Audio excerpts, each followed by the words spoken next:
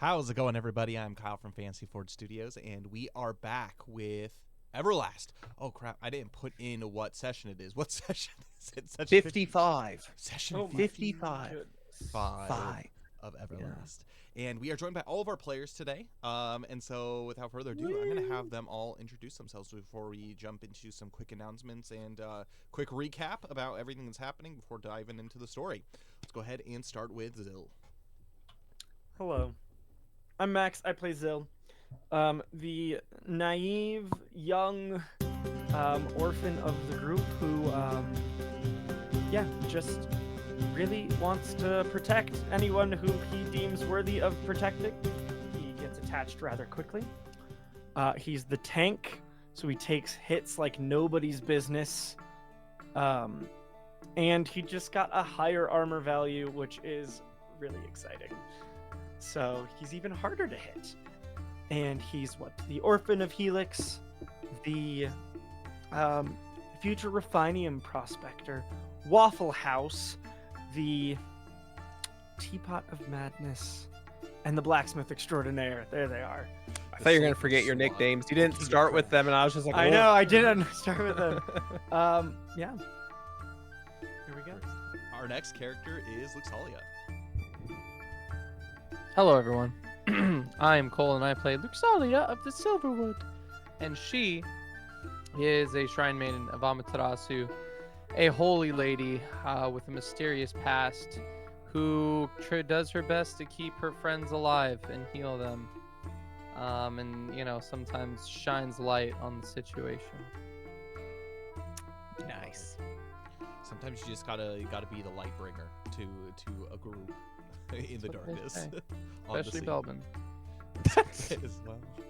Belvin, he had a good last session, so let's see how this session goes. Our next character is Yuki. Hey everyone, I'm Dana Forge at Fantasy Forge Studios. I play the character Mistletoe Yuki. She's a silver draken from the city of Flamongolith, which is far north on the continent of Everlast. And she is pretty cool. She's a bard character, however, not a supporty bard, though she does have a little bit of that. She's actually a physical DPS. She's a blade dancer, and she dual wields broadswords, which is pretty cool. And she can use like elemental manic arts with those, so she can deal multiple kinds of damage, which is cool.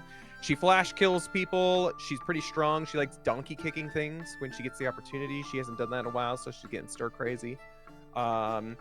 What else?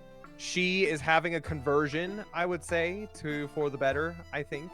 And she had a really good conversation with Belbin last week, and hopefully fruits blossom from that. And that is Yuki. Yeah, she is a bard, and she did perform to... And she didn't get her money. She won the competition, and we left before I got paid.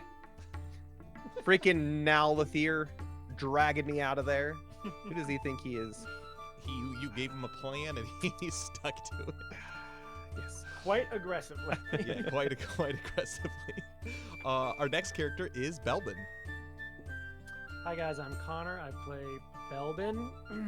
Belbin is the yin to Luxalia's yang, the bringer of darkness, so that Luxalia can shine in her light. No, Belbin, he is a Glyven. He is from the Roku Horn.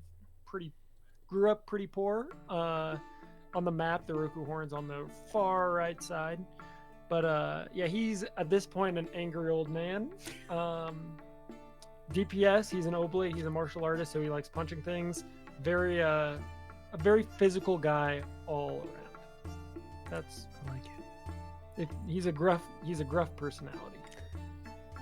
Kyle, I have a quick question. Mhm.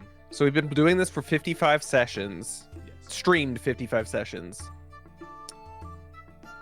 We're still level 7. I know. We're doing a grand campaign. Typically, this is supposed to take you from levels 1 to 10. I get it, but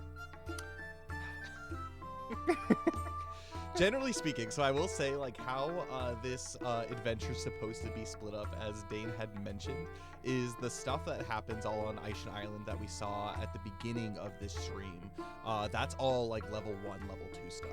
And so by the time you get to Fashion Fae, you should be around, like, level, like, 4-ish.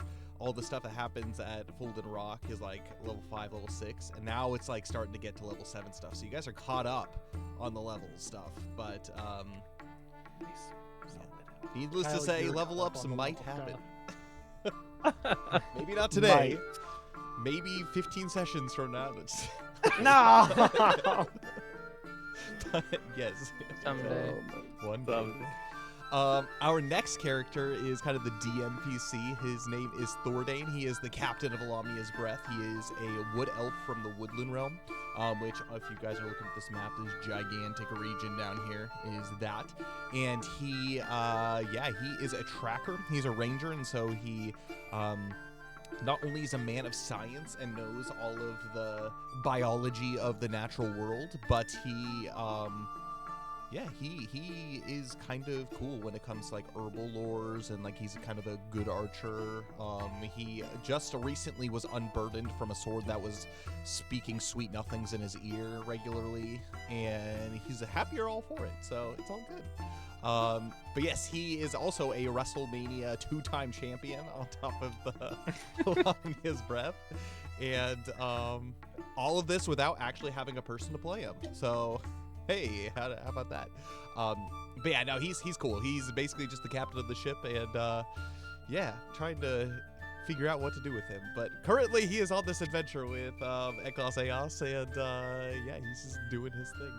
I am Kyle. I am the Fate Weaver, so I'm playing both with and against these players as they kind of make their stamp in the world of Everlast. But I'm also the creator of this game. And before we jump any further into it, just a couple reminders that Fantasy Forge Studios and Kyle LaFonte own all copyrights to the text, gameplay mechanics, and all intellectual properties involved in the creation of Everlast. Don't take it and sell it for yourself, but feel free to use it for your own wonderful homebrew content.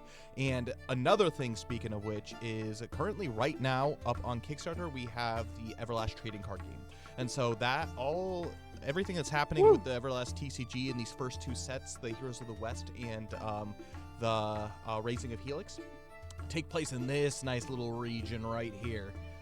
Which is the northern part of the Great Peninsula in the Kingdom of Helix. And so the good set is the Heroes of the West. It involves the Kingdom of Helix and all of the kind of the surrounding fiefdoms of it. And then the Raising of Helix involves the works of Nazir-God down here and all of the evil creatures that are there as well.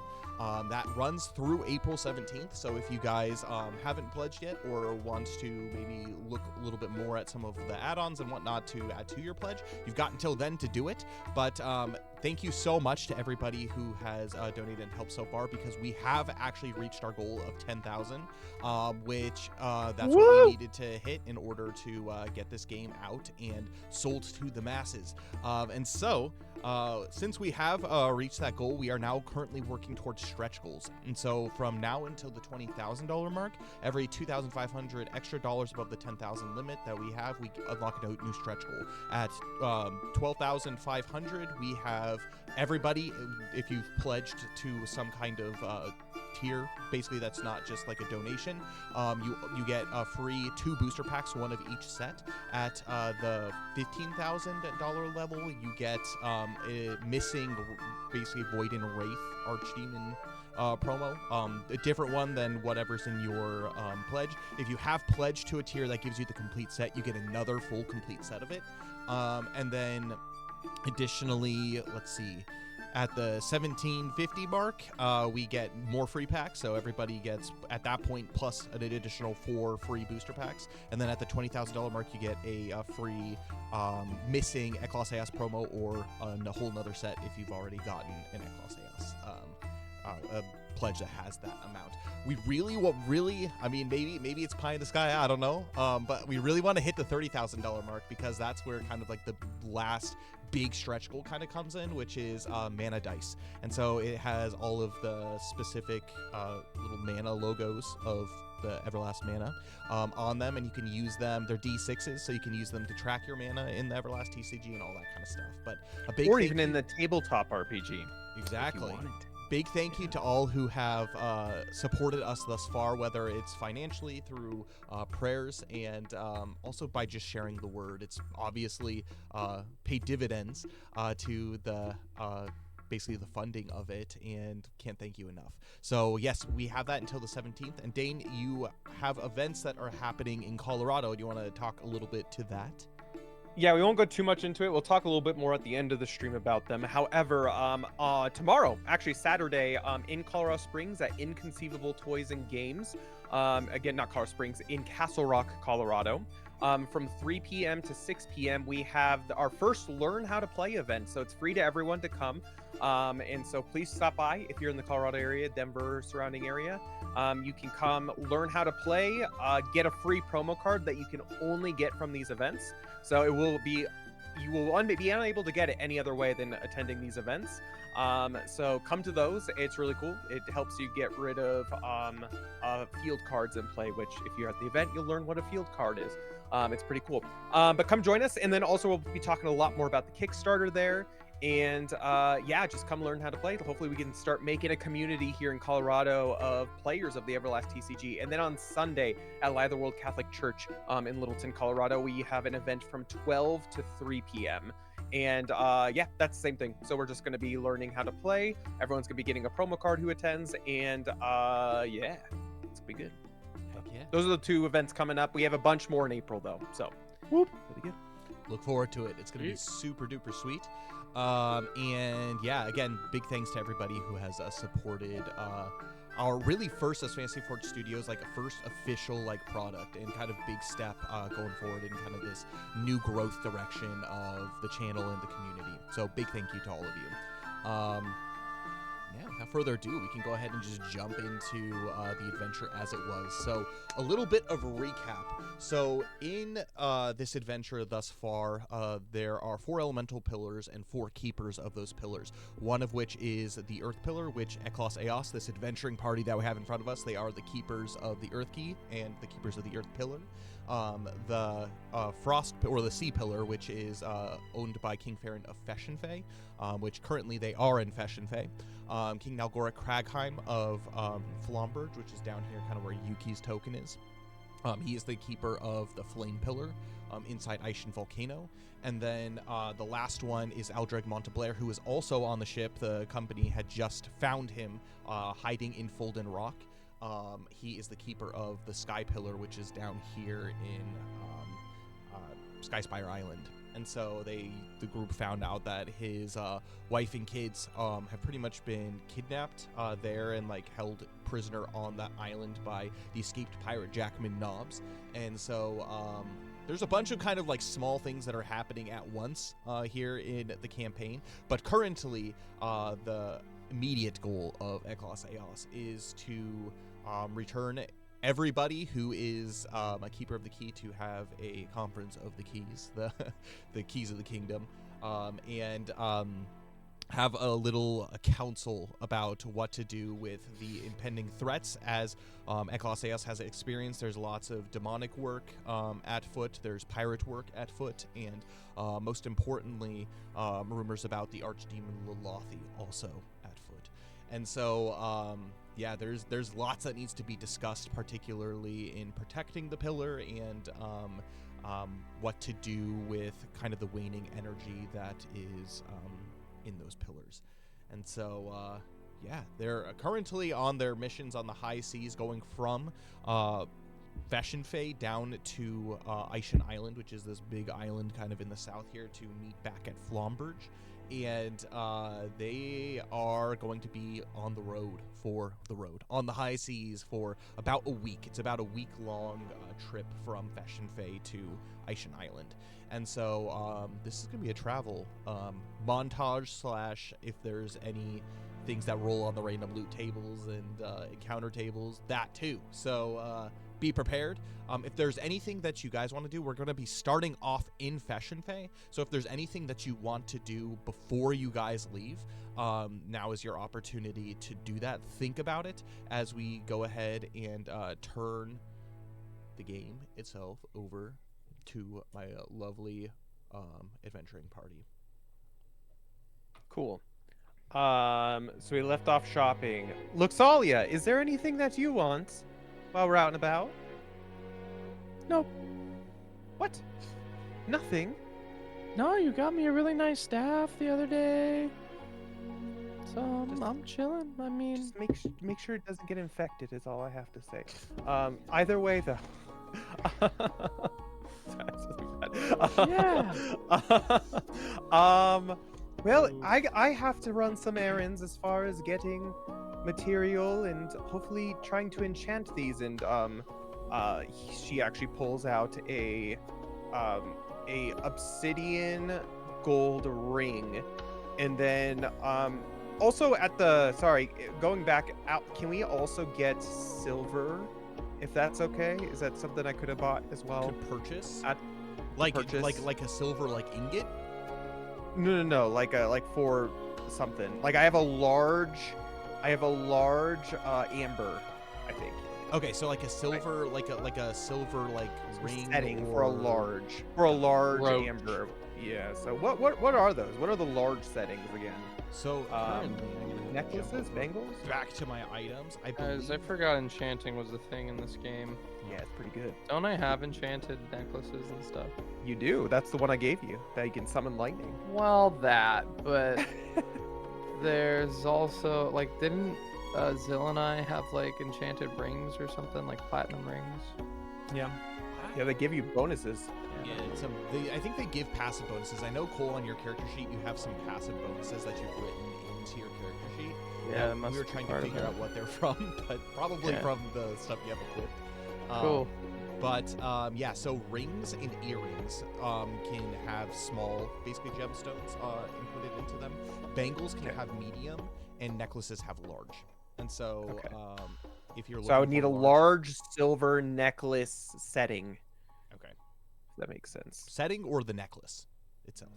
The necklace. Got it. The necklace. And I'm assuming they can set it too. It just they would need the. Yeah, it would just need to be enchanted. It wouldn't be So enchanted. You just have to find a jeweler in order to set that. And so we found a jeweler last time. That's how I got the ring. Right. We just add that on top of it.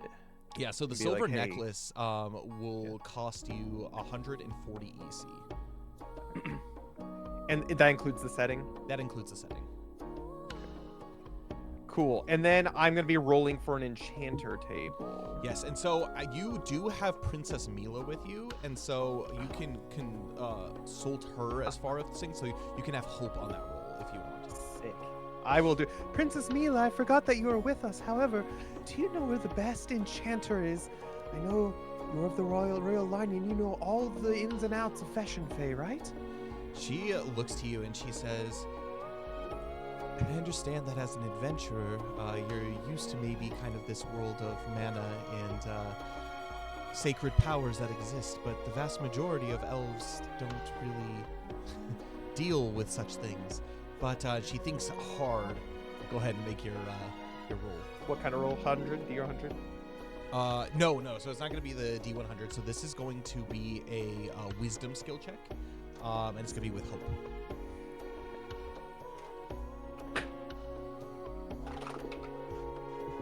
Did the hope help? It did help. Let's see. Hope usually does to some degree. Well, unless you roll like ones or something. Wisdom. That's my job. Wisdom. That's a 14. 14. Princess Mila, she thinks for a moment as you walk through kind of the more nobles district, making your way down into the city itself proper, as you walk back to Lamia's Breath. and you're thinking about it, but she can't think of anybody in particular that is known for enchanting. So from what you guys do know of Princess Mila, if you remember, she has her little scepter, her rod. She herself doesn't have any manic powers inside of her. However, all of her like prowess comes through like this enchanted scepter. And she stops for a moment, Yuki, and she says, well, if I'm to be out on the high sea, do you mind if I speak to somebody? And she looks up, and currently you guys are at right before kind of you start to ascend up into the market area. This place called the Astral Archive. It is a library that you guys might be familiar with. You saw it last. Yeah. And she leads you inside. And when you do, it becomes silent. All you can hear are the pages of books turning, and it's probably close to 7 p.m. in the evening, and so there aren't a ton of people here at the current moment, but you can see that there are candles on various tables, and you can see that there's some elves that are there reading and studying. And you begin to climb kind of like this kind of circle staircase that goes up about 4 floors.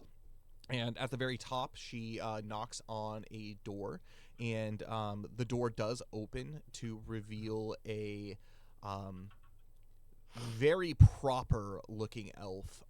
But he looks to you and sees Princess Mila first, and he gives a kind of big grin smile, and he says, "Ah, if it isn't the princess, it has been quite a while to see your face around here. I heard you were off on an adventure. Is this one of your companions?" And Princess Mila, she nods, and this elf invites you in. He gives you a bow, and he says, "My name is Valerian Ithildir, the headmaster of the Astral Archives. What can I do for you, princess?" And she explains the situation about how she is about to head off on another adventure, but she wanted some potential advice on where to find an enchanter. He looks to you, Yuki, and he says, "Enchanting?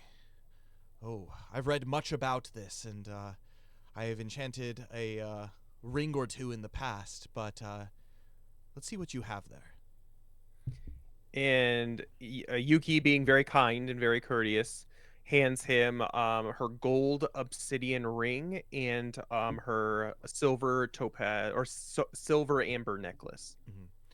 And he looks at it, and he kind of strokes like his bald chin, and he says, "These are very beautiful. Where did you find gemstones such as these?" As he's like examining them, he goes over behind his desk and he pulls out kind of like a spyglass and is like looking very closely at the fittings and everything to make sure it's looking tight and secure.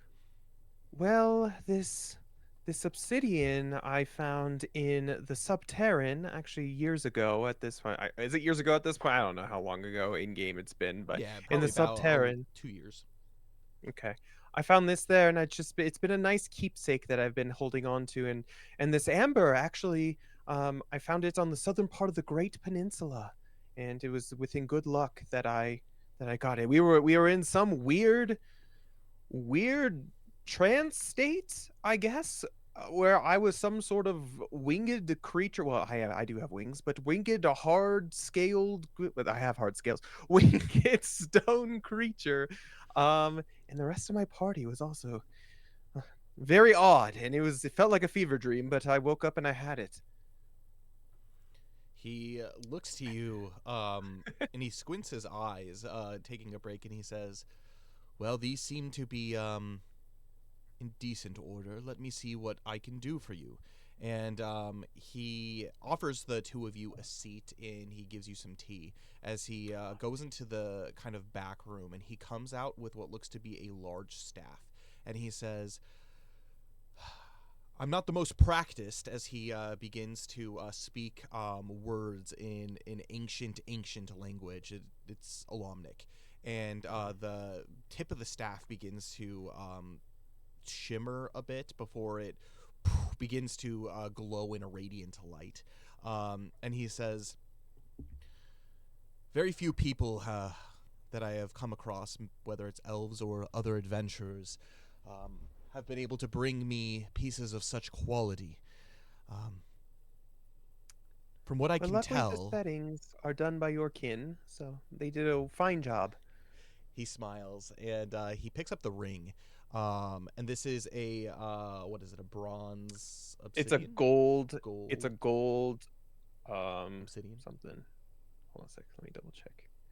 Let me double check what it is. It is a gold. Sorry, dusk quartz, not obsidian. Gold dusk quartz. Dusk quartz. Quartz Okay. ring. And he looks to this and he says, I sense a deep power inside of this. Lots of latent potential. Some say that the dusk quartz that is found down below the Earth's surface is corrupting evil. But I do not sense any latent wicked energy from within this. In fact, I sense potential. And he takes his staff and he begins to continue an incantation upon this ring. And he is going to go ahead and make a skill check for me. Don't fail, please. Don't fail. Got a 12. And so he basically, you see that there's like kind of this manic energy that pulses through his hands, through the staff, and into this ring. And the ring itself begins to take on a small purple glow before vanishing. And he says, well, it looks like the deed is done, as he picks it up and he examines it and he hands it over. Essentially, what this is while you are wearing it, you get a +1 to damage roll, or +1d4 to damage rolls, or damage, rolls Is for it dark damage. dark damage. Is it just damage? Sorry, dark damage as well. Nice. And so, you're, as long as you're wearing this, you get +1d4 dark damage. Cool. He looks at And then the necklace, and that is specifically what? A bronze, it's a amber, or it's a silver amber necklace. Silver amber, that's right. Yeah. Okay. And he looks at it and he says, now this is going to be a little bit more difficult. Well, before she does this, Yuki is going to be like, well, let me see if I can help with that. And she takes out her harp and she's going to use one of her new skills. Ooh. New skills is... What is this? Hold on a sec. Can I do preparation dice? Technically, it's battlefield inspiration. However... it's at the end of a combat round. I don't know if I could do that. Basically, in Everlast, each combat round lasts 10 seconds. And so, like, whatever, like, the end of the combat round, I would say, like, it's a 10-second long buff that they would have for 10 seconds. Okay, so I could use it if I wanted to. Potentially. Okay. So basically, I would, like, play my harp, and basically, for 10 seconds until the end of the combat round, all allies within range gain a d10 preparation dice to use on any survival check, attack, action, hit check. So that doesn't apply here. This is a skill check. So skill check. Hold on. I might have stuff though. I sorry, I'm looking through my new stuff. Menu of Healing, Heroic Concerto. What about your tempo? Your tempo. Yeah, I don't know if the tempo. Weapon attack hit rolls or weapon attack damage rolls. Oh, single skill check too. 1d6. I will use a tempo for 3 mana. Okay. As you begin to play, this mana begins to course through your fingers, and your harp, like almost the notes seem to bounce off of the strings of this harp as it kind of surrounds themselves like around the staff that he's using, and he's like, as he goes down and he tries to enchant this. You get a plus d6.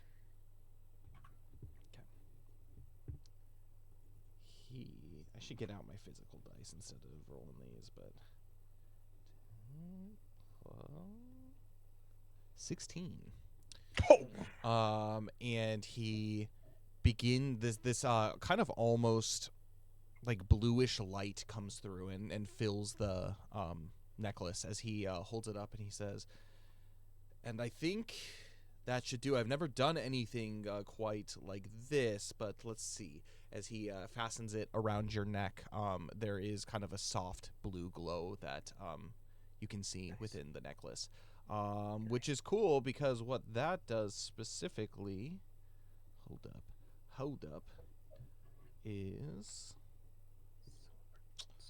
you gain lightning element damage resistance while you wear this. That's freaking sick. Oh no, Okay. that's a bangle. No. Sorry, not the necklace.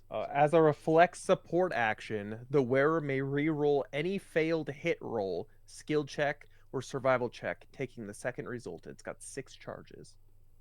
Nice. So what happens again when you run out of charges? How do you refill those charges?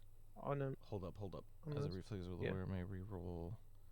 Oh, basically you have to put mana into it, and so Whoa. in this case, you would have to be able to like channel your mana into that per se, basically 1 mana per charge. So Okay.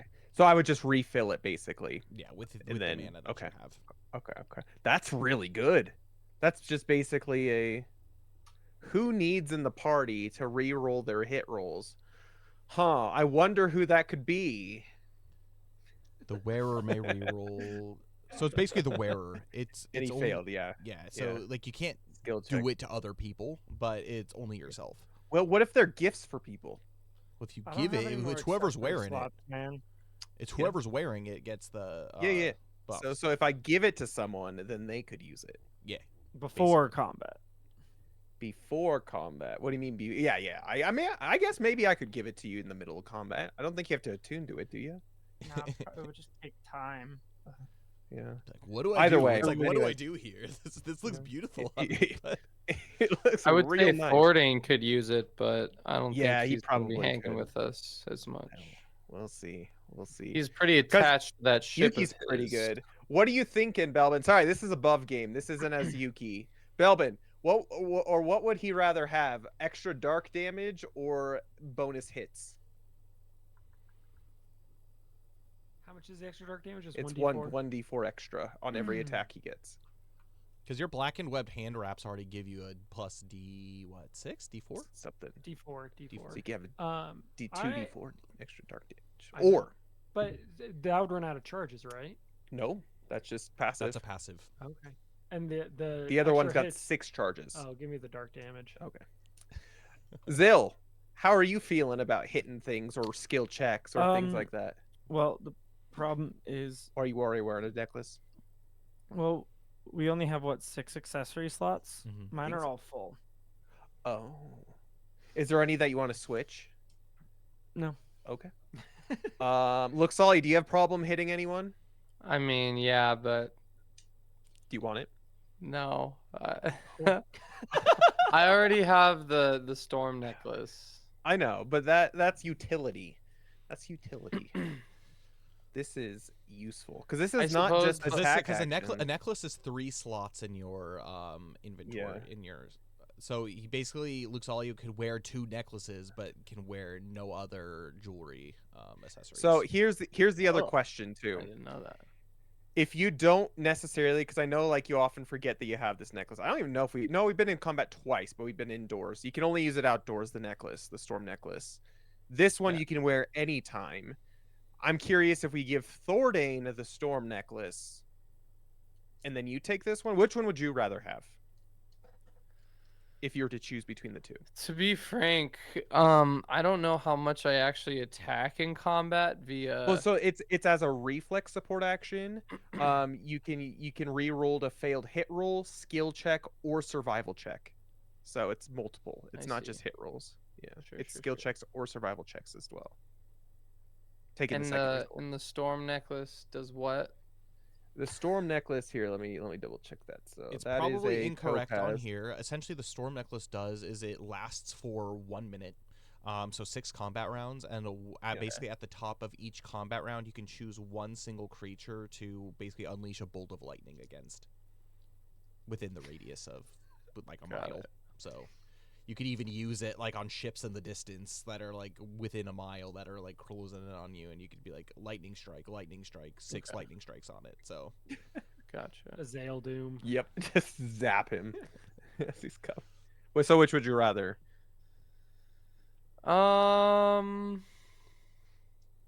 What do you want? I'm not taking any of them. Why I'm not? not taking any of them because these are gifts for my friends. And what do you 'Cause have? Yuki's a philanthropist. What she has right now is she has currently got a platinum diamond ring. Which takes up 1 charge or 1 Yeah, one accessory charge. slot. I mean, I could wear it, I guess. Like, if you want me to, I could use it. I also have a platinum diamond ring Nice. I also have a platinum diamond ring. You and guys a are all circlet of some engaged or sort. married, huh? Do you have a platinum diamond ring? No. It's because it's all in your pockets. And a Oh. geta. Some sandals. Yeah. Oh wait, currently no. what I I'm got. sorry, not a platinum diamond ring. I have a gold. Like, are you Actually, looking at no. my Wait. Hold up. Platinum ruby ring, not diamond ring. I have a platinum ruby ring. So I have. Which would you prefer to have, the storm necklace or this one? I mean, I gave you the storm necklace. If you want to use it, feel free to. I mean, you're more of a spellcaster than I am, so like you could definitely utilize that. I think a lot better. Whereas like I think I do better with my normal attacks, if that makes sense. It's just an extra. And I think you It- should wear the amber necklace. Okay, I'll wear an amber necklace. Never mind. Sorry, I know- that was a whole diatribe. I was just really depicting. Anyways, Yuki takes the items back and says, "Really, thank you so much. How much do I owe you for all of these?" He for your looks to services?" Princess Mila and he says, "As long as you keep use these to protect the princess, for free." As you finish up your tea, he leads you out Wow. of the Astral Archives and bids you goodbye as you walk back to the ship. Zil, Cool. Belbin, and Luxalia, what are you doing in the meantime before returning back to the ship? We're just kind of here a day, right? Yep. Elvin wants to go to some sort of library Okay. of sorts. Probably would Very be the unclear. Astral Archives if that is the case. You guys were familiar, so the I'm- first time you came to Veshenfei, the Astral Archives was a place that you knew of and kind of visited. So, Okay. cool. It's Um, easy to find. It like stands out Right. amongst the landscape, so you can easily find that. Specifically, I'm looking through Belvin's inventory. He's a collector of masks. Mhm. And so Belvin wants to learn about masks in general, but then also specifically the mask of the night. Mask of the Night. Yeah. All it says is the power changes based on who wears this mask. For some, it offers incredible power, but for others, serves as little more than facial. Is this the decoration. one that you got from Eeas? Oh, Amios. Yeah. No, I have Amios's mask yeah, as that's well. what I thought. Okay. I just needed Yeah. to differentiate them because I'm like, if I give Yeah. you information on the wrong thing, then yeah. So you make your way into the Astral Archives, and I would say this is probably before Yuki and Prince Mila had made their way here because they had done like their whole shtick about shopping beforehand. And as you enter, again, it kind of grows quiet. It's a little bit busier than when the other two arrive, but you look at the many floors, the 4 floors of all kinds of shelves of books. And how familiar are you with libraries, Belbin? Not. I Not. would say I've maybe been in some, but Okay. no, not my thing. Nobody approaches you or addresses you. It seems like everybody that comes in these libraries seems to kind of be left to their own devices or left to seek help if they wish that. Belbin will seek help. Okay, you make He your way knows who that over is. to basically this large desk that sits in the middle of this library, and a young elven man looks up to you and he says, "Ah, we have a visitor. What can I help you with?" Hi there. I'm looking for information about 2 masks. Are you now? Masks. I think we have, and he, you can tell like he goes through all kinds of these sheets, but he does it with like kind of like rapid speed, almost as if he kind of has like an index in his head of everything that he is. It's like, yes, we have a few books here, a few scrolls, a few manuals on masks. Have you read them? Can I ask you, or do I need to read them? That depends. Do you have these masks on you? Can I see them? Yeah. And Belbin will hand over the masks. Okay, both of them. Start with the Amios mask. Okay. You put this on the table, and he kind of stares at it for a moment. And he says, "But one moment," as he kind of dips down. There's a small staircase that is down below, where you can tell that he goes kind of into like a cellar. So basically, you're just left alone for probably about 5 to 10 minutes as he is down in the cellar. He eventually does come back up, and he has a pretty old-looking manuscript. And he says, "Where did you get this mask, if you don't mind me asking?" And he's like busy at work, trying to look up some information about it. Yeah. A guy I knew didn't need it any longer. I see. So it's a gift. Yeah, of sorts. And he pulls up, basically, flips to like one page, and he lines it with the mask. And he's like, "Can you hold it up?" Like, and he kind of shows you like the general position to see if they match, essentially, the masks. He looks at it like 2 or 3 times, and he says, "Oh yes, it looks like this is it." And he begins to read kind of like this old text about this. This mask is essentially a mask that came from the old kingdom of Ashalinthil. Pretty much, you guys learned a little bit of information about that when you guys were on Aishan Island. Ashalinthil was one of the oldest civilizations of the elves that actually was on Aishan Island before everything got flooded in here. And so, essentially, this mask was worn by nobles who were there, and it is from basically the very beginning of or the very end of the first age of Everlast that this would have been a thing that would have come into creation. So this is very old. And he says, "If this was a gift, this is quite a rare artifact that you have there." And he says, "You must have friends in high places. This is very valuable." High and low places. They come from all around. Great. He laughs kind of nervously as he says, "Well, make sure to take good care of it. I think if you were to wear this in most circumstances, I don't think people would think too much of it. But if there are any people who are familiar with history, familiar with the downfall of Ashalinthil, I think you would absolutely bring attention to yourself. But it is regal. It is," and he looks at it. It looks old, but it doesn't look ancient. Per se. I sense that there's something different about this mask. Do be careful with it. Will do. Roughly, well, if I were trying to get rid of it, how much do you think it would go for to the right person? Oh, I'm not much of an appraiser, but based off of the age of this, you could probably let go of it for, I would say easily, 2,000 or 3,000 EC. Ooh. Alrighty, thank you, sir. What about this other mask that I have?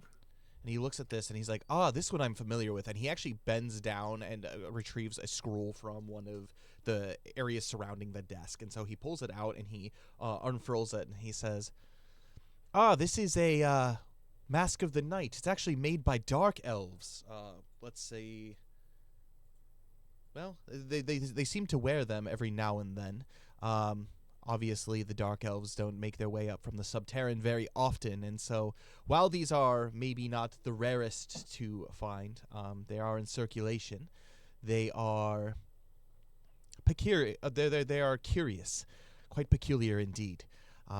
It says that whoever wears this, well, they have potentially different effects on whoever wears this. Have you ever tried putting this on? No. What? How does one know what effects it'll have? Is it only by trying it on? It's only by trying it on and seeing what, I guess, what's latent personalities, what are latent powers that you have within you. Many of the dark elves that do wear this, they use it for disguise. They use it to remain hidden amongst the people of the upper world of Everlast. So the rumor does have that it does give some sense of power to some to allow them to blend in. And you look at the mask, and it looks like someone wearing this mask would like not easily blend in. But if there is some kind of power that allows that, that would be curious. Are there any other side effects or powers? Or is it just blending in? Well, the Dark Elves tend to cling to these with their lives. I'm not sure if it's necessarily out of necessity, being on the surface, or if it's perhaps their greed that allows them to not part with them. Usually, these only come into circulation after an adventurer or some kind of warrior has slain them in battle and they have made their way onto the market. But yes, it is made with quite fine dark elven craftsmanship. And it would be curious to see how it would affect somebody who wasn't a dark elf. I'm unsure. I've not heard many rumors of this. And not much here is written about them. Yeah. No, you've been helpful. Thank you. I think that's all I think I want to know about these masks. I'm happy that I could help. If you want any further reading, he goes ahead and he points you to the second floor. There's basically like a section where there are more kind of books. If you want some more in-depth reading, you can feel free to spend some time up there. We've got stuff from all the way back from the Second Age. Unfortunately, I don't think it'll be able to help you much with this other Shalinthil mask, but I think if you want some more reading on this Mask of the Night, that would be able to... I think you might find some interesting reading up there. Okay. Yeah. I don't read too good, so I'm gonna. Bellman will head out. Well, I'm happy to help. And you do head out. Max, Zill, is there anything that you want to do in the meantime? Zill, just kind of along the way there was, admiring his newly acquired axe. It's like, wow, I really Leviathan's really Raft. want this. Yes. That's sick. So basically, I just want to train with a battle axe. Is that Perfect. something we can still do? Yeah, so up at the Royal Barracks, you actually have access to this, being as close as you are with Princess Mila and helping out King Farron. And so you remember you had spoken with him and Aldreg Monteblair, kind of just the two of you before, and everybody else had left. This is something that you can bring up and that you can inquire, and King Farron will actually lead you to specifically this training ground where you could use this axe to potentially train. Excellent. Perfect. I'm gonna have you. I believe the way that works with that is it is a physical skill check. Yes, physical skill Sure. check for me. Hey, might be my only good roll of the night. 18. 18. You can go ahead and add.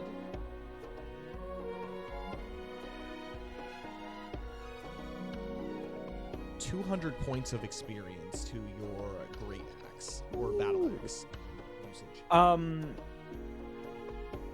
How much experience do I need to get to the heroic tier? Or to get to heroic tier, I believe it's like 3,000, something like that. Ah! Well, my broadsword, I have 1850, and I'm at heroic tier. It's an A. It's a proficiency heroic tier. So it's probably 50 or maybe 18. I don't have. Okay, so that's better. I'm at 13 after that. I'm like, oh my goodness, I'm Okay, never so going to get to 13. use this axe. Yeah. 13 then. So yes. Well, no. So 18? Yeah, 18. I just got 18 13. for yeah. So 18 for the heroic tier. We'll say that it's that because I think Dane Great. just unlocked the ability. Yeah, to it use was heroic, so. it was pretty recent. Yeah. Great. Well, I'm that much closer. I like that. Perfect. And Nothing- Luxalia, nothing- finally, is there anything that you want to do while you are here?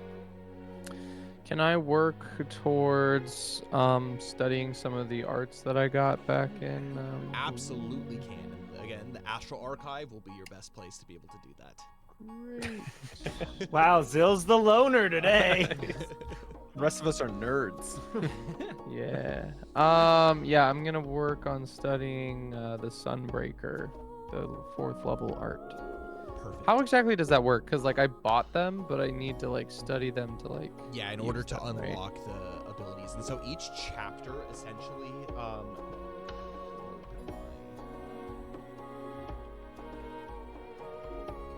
so each chapter has a different basically DC of, depending on like what the art is, like they use like different elements. And so like typically if it's kind of like a healing supporty type art, it's going to be a some kind of faith-based check. If it's like an attacking kind of, it's going to be some kind of mind-based check, something like that. And so for the Sunbreaker, it will be a mind-based check, and it will be a knowledge skill check in order to do it. When you open your book, is there any information on that specifically? Other than what it does? Give me 1 second. So I can have eyes on what you're looking at.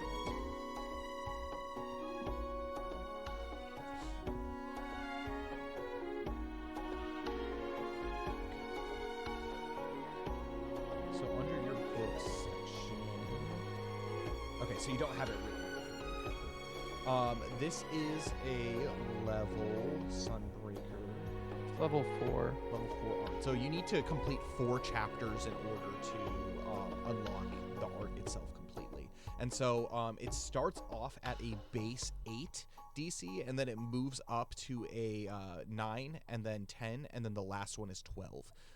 And so once you have passed basically each session that you spend doing it, you do it. And so if you fail it, you basically just leave off at the last chapter you've completed. And then so it's not like an all or nothing, but each chapter is basically one session that you sit down and do it. So if you want to do this, I'm going to have you make a knowledge skill check of a DC 8. Great.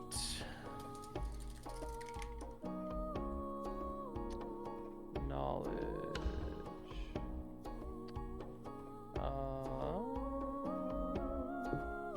9. You pass, and so you can go ahead and basically move on to chapter 2 the next time you sit down and study. Which that's like something you can do like while you're for like your day activity while you're like on the ship. And so like between now and like the 7 days that you do travel back to Aishin Island, that's something that you can actually sit down and do is study that. So something to keep in mind.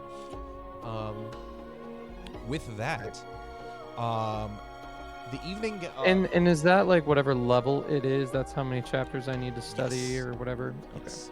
And so, but as far as like the DC on them, they start off basically a little bit higher on like the higher level ones. So like for example, if you're trying to learn like a level 1 art, it'd probably only be like a DC 6 in order to just get it. And so, as far as that goes, depending on what the skill check is. But with that being the case, you have passed chapter 1 of your book reading. Woo! Nerd. But you eventually make your way back down to the ship after the promise of King Farron saying that he would meet you in about a week and a half's time down at Flombridge. Remy has whipped up a amazing looking meal for tonight. It's the fresh catch of the day. You could tell that she had gone to the markets and got all kinds of delicious, gigantic, like abnormally sized lobsters that she had basically gotten. She had melted some garlic butter to be able to eat with that. And yeah, you're all surrounded around this table, the entire crew, including your newest members, Eldrug and Kokoro. And Kokoro's just kind of sitting off to the side. She doesn't need food to eat. But everybody looks to dig in, and they do. This is a delicious feast as you begin to make your plans for your travel. So, with that being the case, travel plans. I know you plan on making your way directly to Aishin Island, but as far as the course and everything that you are setting, is there anywhere that you want to potentially look at on your journey there? Is King Farron with us? I can't remember. He's not. Or is he joining separate? Yeah, okay. he's coming Is separate. Mila with us though? Princess Mila's Mila's with us though. Yep. Okay. Over game. I can't remember. So like the place where we shipwrecked for Azale Dune. Was there anything we needed to come back for that? Do you So there was the remember? little kind of pseudo dungeon that you guys, that Belbin and Zil did. Yeah. And that's where you guys got the bow, I believe, from. I have the Ultulians. string. Yeah, you guys had, we had the string. Met Ultulians there.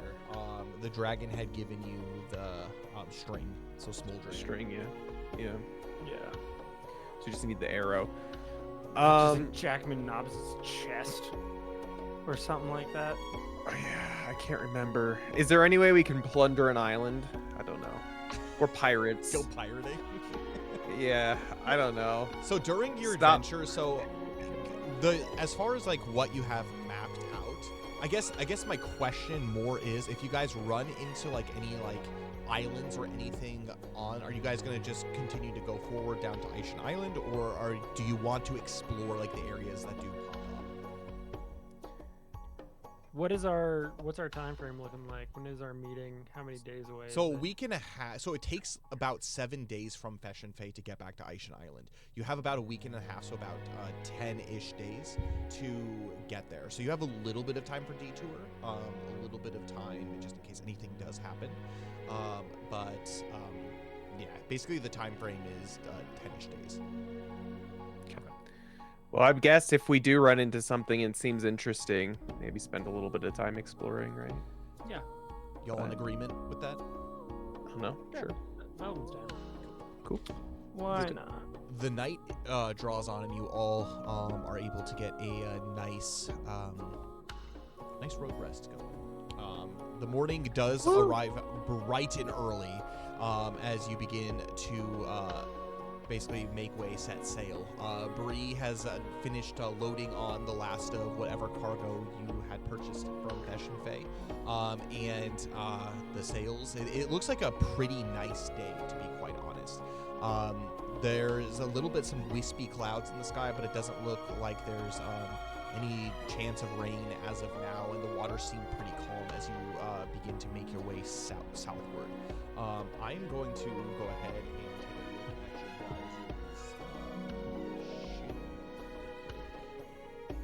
As this is going on, can Yuki approach Belbin?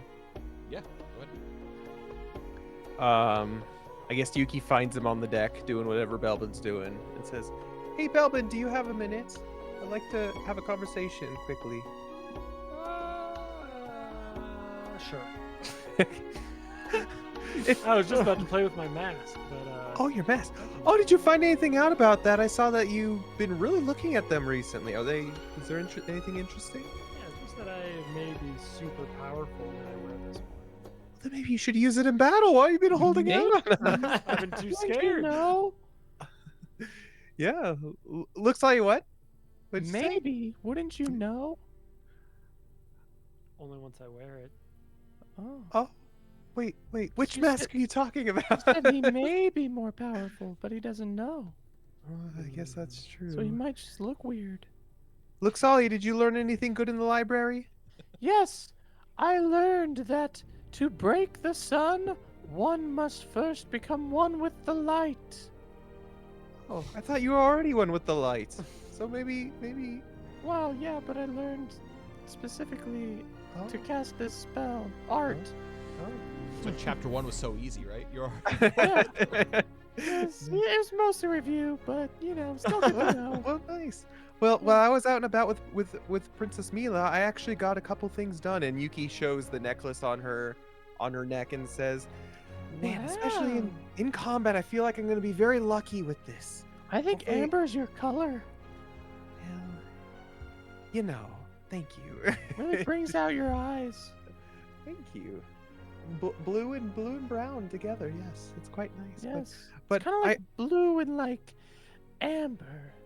It's true, but speaking of which, Belbin, as we had our conversation the other night, I did happen to notice on your finger you got that peridot ring, and there's just something about it. I never noticed it before, but it looks really cool, and it looks really like it would match me really well. And so I was wondering if, and she takes out the gold dust quartz ring. I think this one suits you really, really well, and it will make your dark mana attack stronger in battle. Would you be willing to trade? Should make a charm skill Uh, check. Always playing hard to get. uh. Well, the ring increases your charm, so. Good luck fighting this. 15 plus 5, 20. Yikes. Hold on. I'm gonna I don't have know you. if I'm I- gonna have you make a charisma survival check for me. So just using your charisma stat like score. Yeah. With that, Me or Belbin. Yuki? Belbin. Okay. Good luck, Belbin. It's quite Still not doing convincing. Wait, don't you Okay. want this ring? It makes you do more damage. Well, I want Yeah, his but ring. he's Yeah, but Belbin. Belbin likes his stuff. Oh, well. As you guys know, Belbin, it's hard for Belbin to part with. Belbin things being that are Belbin. his. But this one matches you better, Belbin. This aesthetically, and it will also work in battle. It's so cool. Wow, Belbin will do it. Will do it. Belbin, I don't think you're gonna regret this. And you know what? I'm gonna be using this ring as a memory token of you, and I will also make sure to use it well. So I'll give you the ring. So you get plus D4 extra. And what's it called? Darkness It's damage. a. It's the gold dust quartz ring. Gold dust quartz ring. By the way, the Peridot ring that he had basically gives me a +1 to my charm and influence. So I got better. I got better charm and better influence. Nice. So now I am cracked with all those. I love it. I'm gonna have as far as your kind of rules on the ship, we're gonna go ahead and break down kind of the party on the kind of typical travel rules. So I believe Thordane was the one who's steering the ship, so he's like the navigator, I guess. Is there anybody that specifically wants to do lookout? Is there anyone who wants to do? And it's not really like, I guess, like the hunter and like that kind of stuff. Whatever the gives most me important most rules? time I mean, instead. Most important rules right now are lookout rules and navigation rules. So, Although we had these already assigned. did you? Thordane was so, the yeah. navigator. Yuki was a lookout, I no, think. Yuki was the cook. cook. Yeah. I was the engineer. Belbin is a lookout, and Luxalia is Then a I must medic. be a Oh, I'm a medic.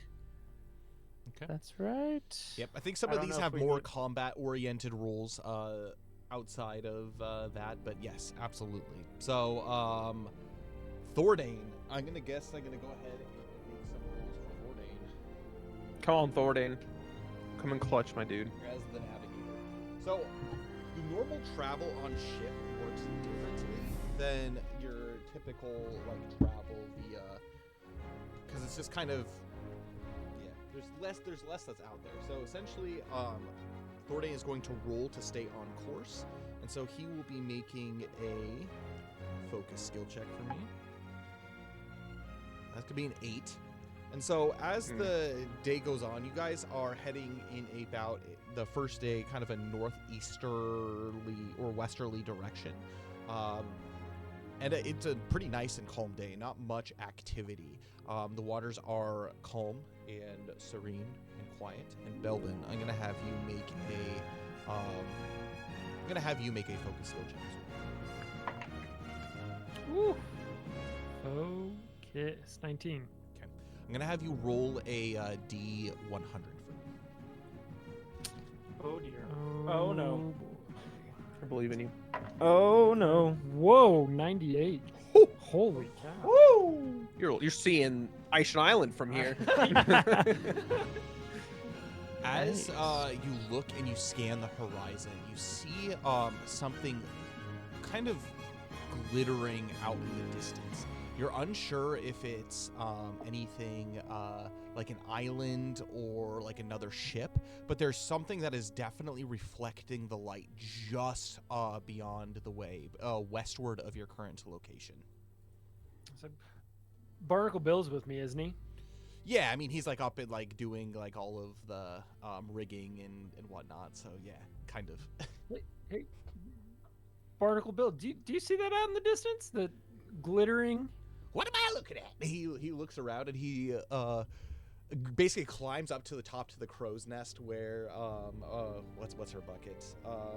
Sariel is, and looks out and he says, "What do my non-elf eyes see?" As he catches something very, very faintly glimmering, and he says, "I see something shiny out in the horizon. What do you think it is?" What is? Yeah, what is that? Who has the best eyes on this ship?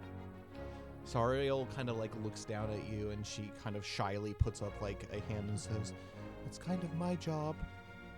Sorry, do you see that? Do you see that out there? And she squints and like sees exactly like where you and a Barnacle Bill are pointing out, and she looks closer and she says, "What is that? It doesn't look like an island." As she kind of like, you could tell she narrows her gaze as if like binoculars like zooming in, and she says, "I am unsure what that is." And she looks down to Thordane and says to the two of you, like, "Do you think it's something we should check out?" It's very small. I'm actually very surprised that you saw that. It kind of just blends into the ripples of like the sunlight on the waves. Were you not gonna say anything about this? I didn't see it. It wasn't brought to my What are we attention. paying for? What are we paying you for? Should we make people aware that there's something glittering in the distance? She looks quite What are you supposed to dejected. do? You're the normal lookout here. Like, what are you supposed to do when you see something like this? Is this have you ever done this before? I didn't see it. I'm sorry. You could tell like some tears are beginning to well in her eyes. Yeah, but you're asking me what to do, and you're the one that's supposed to know what to do. You own the ship. Oh, you're useless. Oh, man. And at this point, she starts crying. I'm so sorry. She like kind of kneels down in the crow's nest and like covers her eyes as she starts crying. All right, Bellin will just climb down. Or is he in the crow's nest too? Yeah. Okay, he climbs down from the crow's nest, points out to everyone on board, say, "We should go check this thing out." Bella's making the executive decision. Nice. As long as Thordane, I guess, obeys. There's something over there and we need to check it out. Thordane looks to you and he says, "That sounds quite interesting. Like we are off on adventure." As he goes, and like the wheel begins to turn and the ship immediately jerks westward as you sail towards it. It doesn't take you long. What are we doing? Don't worry, we're off towards adventure. Belden saw something of interest. Looks like there's light over there, glittering light. I like light. Yes. And then they begin to sail towards that direction. It takes you probably about an hour to really get to a point where like you can visibly begin to see kind of what you're looking at here. And what it looks to be is a very, very small island that is here. And on the center of this island, probably like it kind of almost looks like a sandbar, and it's kind of like a small like kind of hillock in the middle of this area. If it was storming, this thing would definitely be covered over. Like the waves would be crashing over it. Like it's like kind of like that shallow. But as you approach it, you see that there is what looks to be a banner that is sticking out of the center of this island. You slow down the ship, you drop anchor right basically far enough so you don't obviously get stuck on the sandbar, but you could probably take some of your lifeboats to go out onto this island if you wish to do so. Interesting. Belvin wants to do that. Yeah. Yuki will accompany him. I'm jumping in. All of us. Thordane says, "I will not miss out on a scientific endeavor as well," as he jumps in and he looks back and he says, "Balthazar, take control of the helm. Bree, make sure everybody is in order." As he begins to lower down this lifeboat, you begin to row out to this island. It's a white sand beach, and there's a little bit of some. You can't quite tell if it's like moss or like small grass or like weeds that are pointing out, kind of picking out at the center of this island. But you approach this banner, and it looks like it has been there actually for quite a while. Belbin, I'm gonna have you make a knowledge skill check for me as you approach. You're the one who spotted this, so you're the one who gets the first look at it. Not feeling very knowledgeable. Let's see. Oh, nice. Oh no.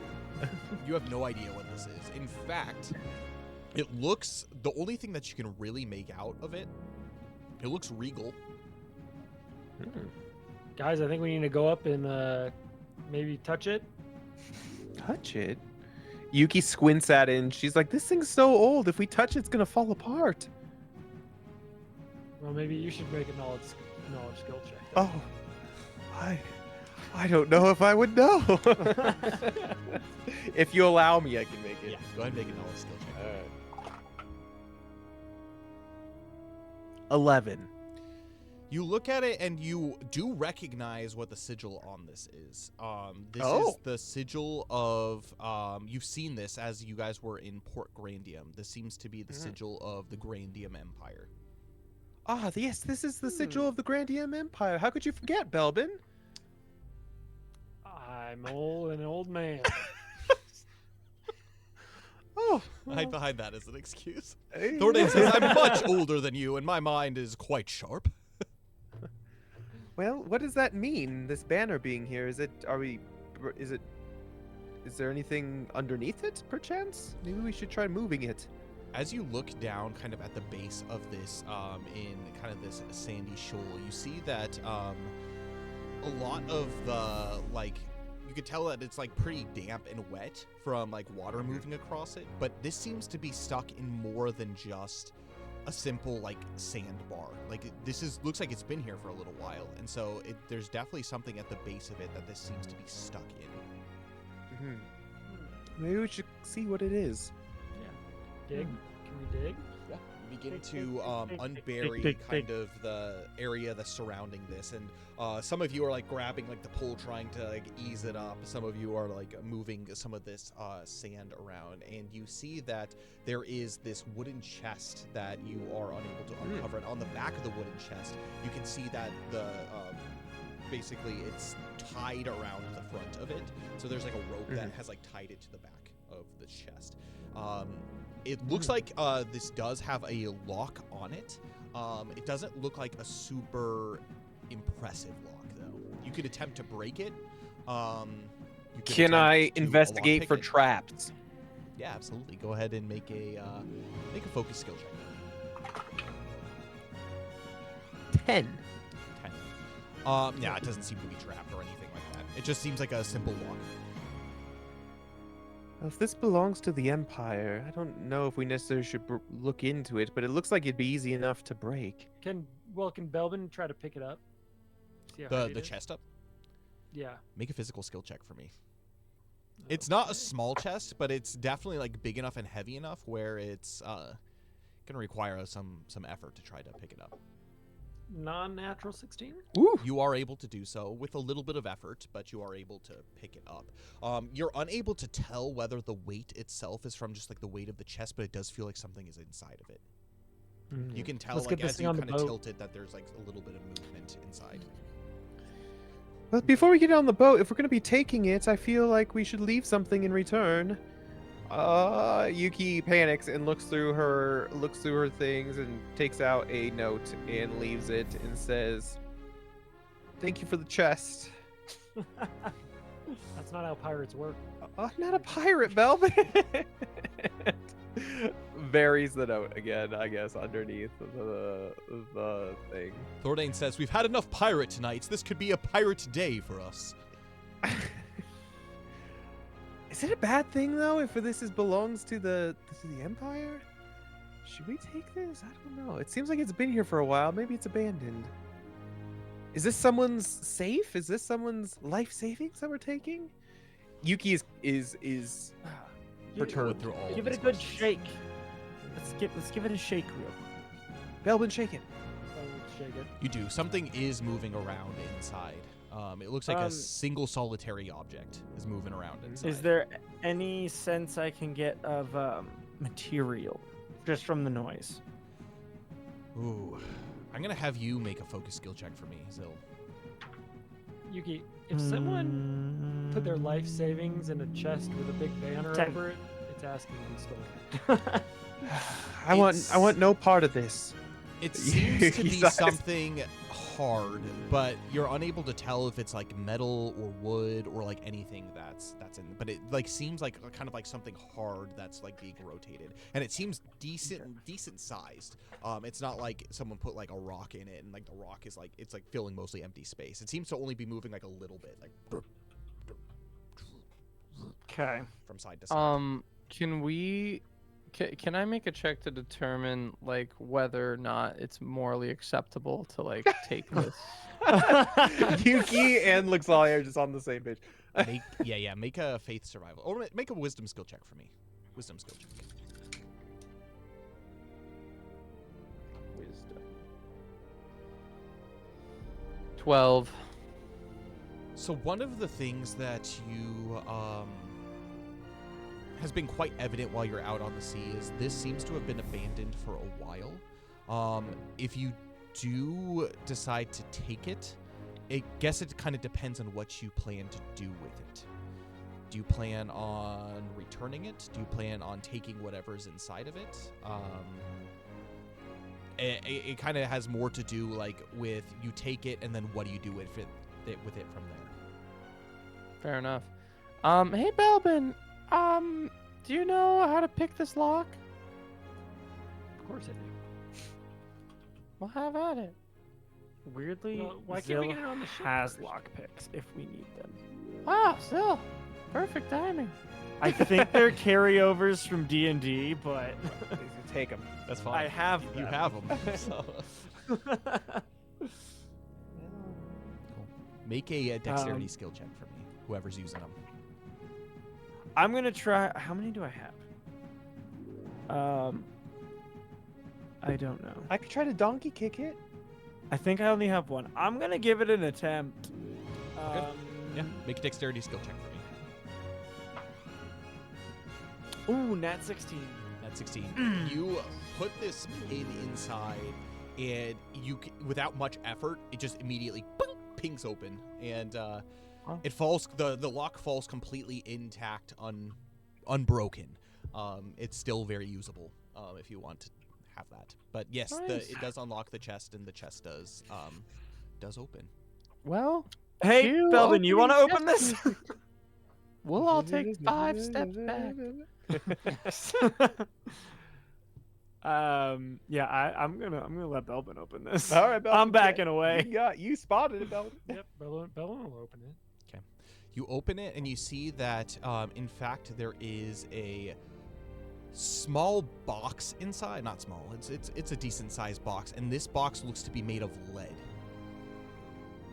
A box within a box. Is there a heart inside of it that's beating? Ugh. Maybe we should get a jar. You got dirt. What? Does Luxalia recognize this as any sort of like religious artifact or historical something or other? Or Yeah, make a knowledge skill check, and you can have that with hope. Nice. What does the box look like? Like, would it be easy to open now? Like, So could I- basically, this box, it's kind of rectangular, kind of similar, like in dimensions to the shape of like the wooden box that you have. But as I'd mentioned, that it's completely made of lead.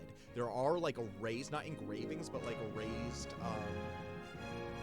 like art that is like kind of like etched on it, and it looks like there is a lid to take off of this. Maybe inside, if we press the right combination, there's a map that leads us to Treasure Island. I got an 8 on that check.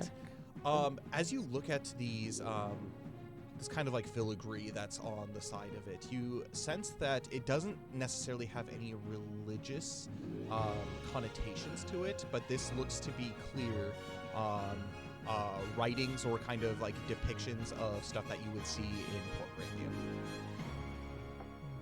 I Belvin will relay just- that information. Bellin will reach in and Take the lid off. Right. You do so, and it kind of Face melts. it doesn't just slide. You would have to like literally dump the chest upside down in order to get this off because it kind of like fits inside like a little. Yeah, it's got like these railings that like fit inside, and so you remove the top of this kind of lead chest, and you see two items in here particular. One looks to be a note.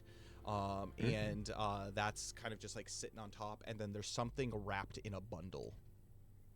What language is the note in? Can I read it? It doesn't have any writing on it. Basically, it has a wax stamp that's on it, and it has a giant G on it. Does anyone recognize this G? Yeah, it's for Grandium. Oh, okay. The Yeah, Grandium it's Empire. similar to the flag that was up there. I see. Do we open it at the very least to see whose it's from? I'm fine with that, at least. I'm intrigued. Yes, let's. We've come this far. Let's keep going. Luxalia, you do it, because I don't know if Belbin Okay. can read. I Great. don't read too good. I open it.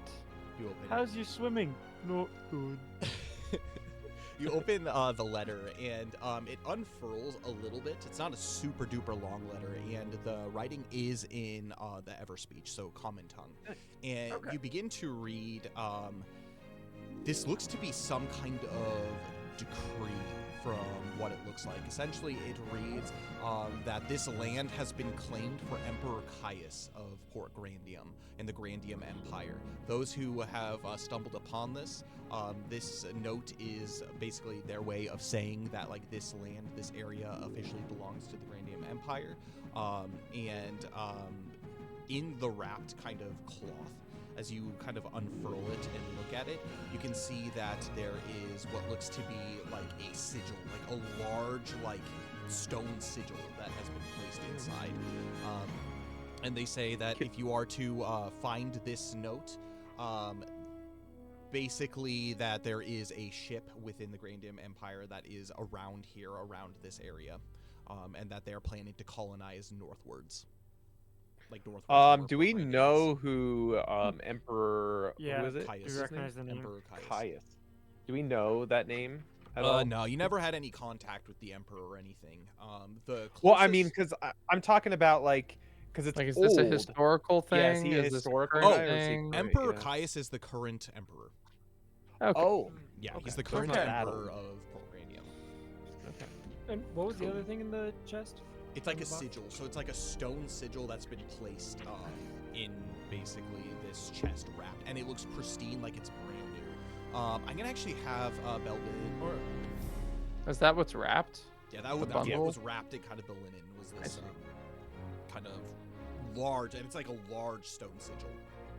Got it. With that, does anyone want to make a knowledge skill check on what this potentially could be? Sure. Who's the smartest one? Not I got me. a +2. Thor, I got for a sure. +1. Okay, Thordain, you're Mr. Get it, Science. Bourdain. You came here looking for science. For science, for history. Ooh, An adventure. natural 15.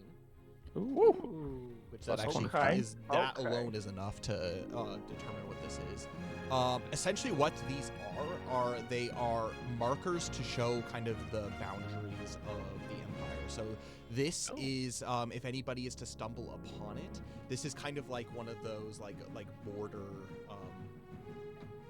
boundary kind of lines for this empire. But from what he can tell, the reason it was buried in like the way that it was is you look out around you, there's no other like bodies of like land or anything even close, and so this is probably their way of making sure that even though the winds and like everything is like crashing like upon like this that the flag won't go away essentially.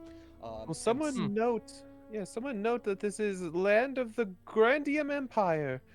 I guess we learned Alright. something new from Should it. we move the banner just to mess with them? Maybe like 2 feet Yeah, Belbin, let's put south. it like over there. On this Should we little just put it sandbar. on our ship? and then Ever we're so owned by slightly. Port If If we Grandium take it Empire? on our ship, do we become part of the Grandium Empire? With Yeah. no real significance.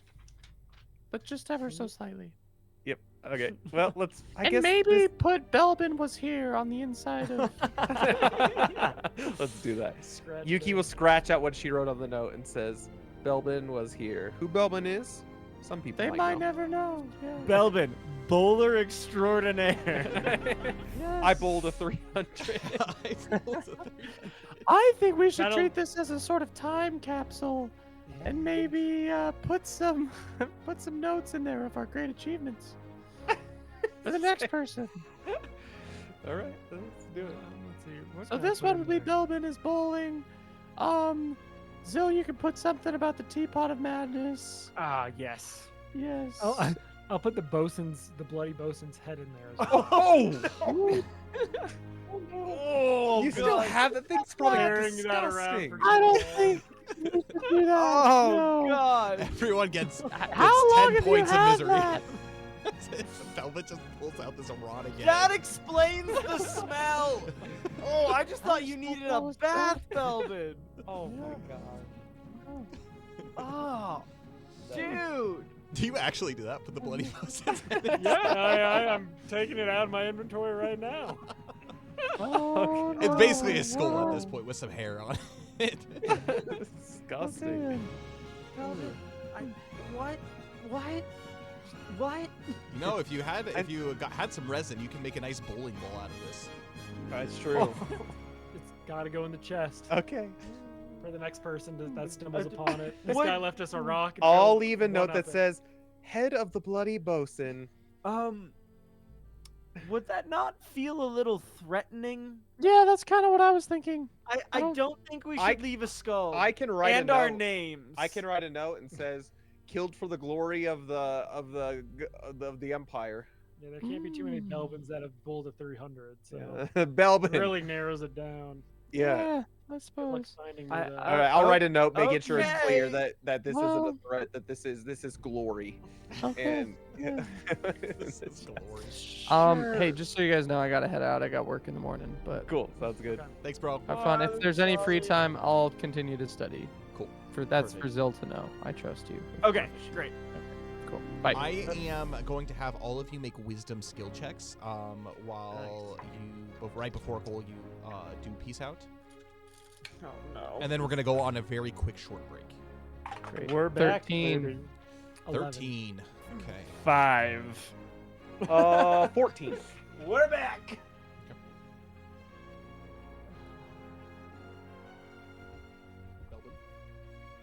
Zil, 11, sorry. 5. 5 and what was Belbin's again? Sorry. 11. 7 for. As you begin to depart and bury everything back up, you see that kind of off on, floating kind of in kind of the shallows on the other side of the island, you see a small bottle. Specifically, you, Yuki, you see a small bottle. It looks like it has a note in it. But it seems to have been drifted here, and it's just wrapping up against the side.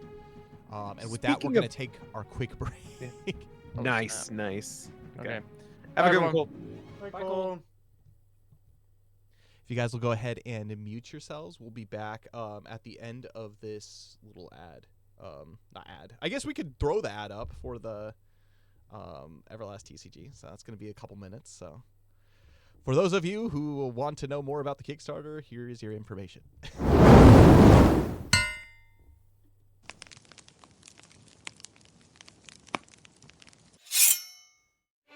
Welcome to the Everlast Trading Card Game, a competitive strategy game where heroes and villains of Everlast wage war in tactical battlefield combat.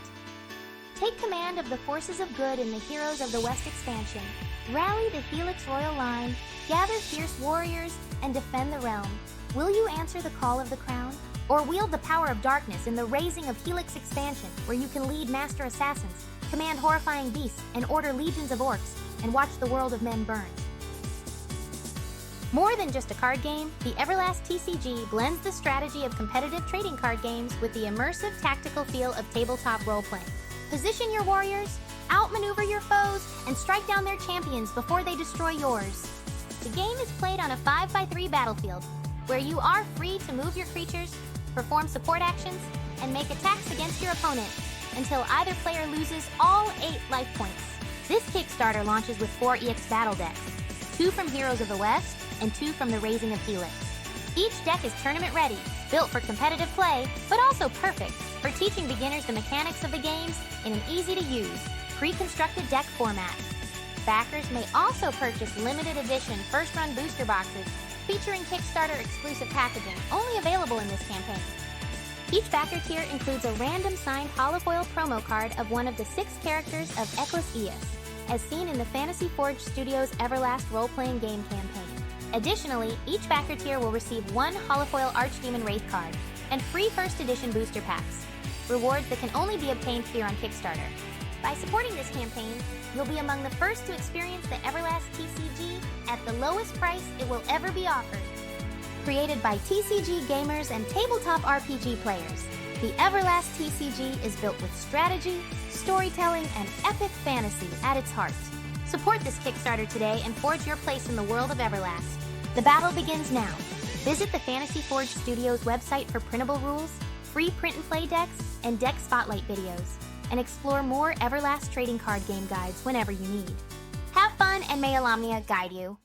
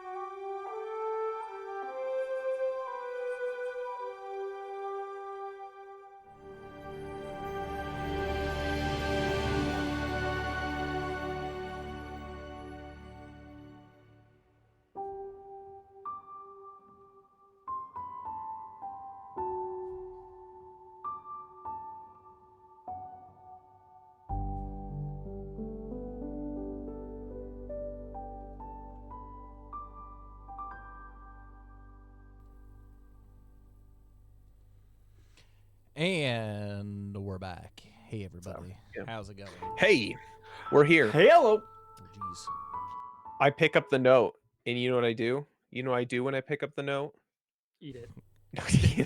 I look to Keister Belbin it. and say, "Now we're really pirates. Is this what you saw shining in the water?" And she picks it up, uncorks it, sniffs it. Does it smell like the sea? It does smell like the sea. That's for sure. Nice. Yeah. All right. Well, she tries to gingerly take the note out. Maybe someone's marooned probably come across the last words of someone. She tries to take it out.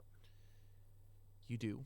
And as you pull it out and kind of unfurl it, you see that it is a note that is a little bit water damaged, but it doesn't seem that old. The ink itself looks to be not fresh, but it doesn't seem like this has been here for very long, or inside this bottle for very long. But you take it out and you begin to read. It is in Everspeech, the common language. And it says, And she reads, To whomever may find this, I don't know how long I have left, days, hours, perhaps mere minutes, but I beg you, heed my words. Our ship has been lost in the mist for what feels like an eternity. The sun is but a distant memory, and the stars have forsaken us. We sail into endless fog where nothing but shadows loom. We cannot see, and yet we feel there are eyes upon us. There is something in the mist. Something unnatural. It is ever present. It's blacker than night. We hear its voice, a low, mournful wail. It chills me to the bone. I fear it's too late for us. We are prey to something ancient, something that lives in the fog, something wanting to feed on us. Time is short. I have sealed this note in hopes of someone, anyone, who might see it before it's too late. Please, I beg you, fear the mist. May the winds guide you where they failed us. And then you see, like written in kind of almost like a little bit of like a cursive type of scroll. You see the name written. I bet they're gorillas in the mist. Hagor? Did Hagor leave a date on the note or anything like that? He didn't leave a date on the note. Yeah, well, shoot, that guy's dead. Yeah, probably. Yuki obviously says this to the rest of the group, and she says, marooned indeed. And she squints out into the distance, and she sees if she can see any mysterious fog or mist. Nope, it's a very beautiful, nice, clear day. Well, maybe, I don't know, maybe some of our crewmates might know about this fog and this mist. I don't know if we should go looking for this mist. It seems like it's ever present once you come upon it. Ooh, lovely. Well, Didn't we just finish running with Scary Mist? Well, yes. Now that you mention it, during the siege on the town and also in the bay, that ship was completely engulfed in the mist. Let's Well, stay that away Thornade pipes up. Well, that bay was called Foggy Bay, of course. Let's just stay away from mist, please. But the skeletons, the animated skeletons, came out of the mist as well to attack the church. Yeah. Maybe it has something to do with that. I would like to see that again. That arrow piercing that one head skeleton seems very interesting. I wonder if it could complete our collection of trinkets. Either way, I don't think we should go looking for it. However, Yuki kind of tries to gauge where the tide is pushing it, if that makes sense. Like what direction Yeah, it's coming absolutely. from. I'm gonna have you make a mind survival check for me. Oh, that's good. Survival mind. Dirty 16. You're not used to this, but there is a clear direction for where this is coming. It's coming from the south. Where we're heading, of course. Well, it looks like we're gonna be going right into the mist, my friends. No. All right. All right. I guess it can't Don't you worry. If tired it's of within my the- power, I will avoid it. be. Okay. There's scary things in the mist that can fly, that it's hard to whack. I just want something I can hit with my axe. Let's stay away from the mist. Are we taking this note with us, or do we leave it behind? No, we're taking it. We're taking it. Yeah. Oh, We'll show it to the crew. What's his name? Bartholomew. What's his name? Balthazar. Balthazar. It's close. I show it to Balthazar and says, "Do you know anything of this mist?"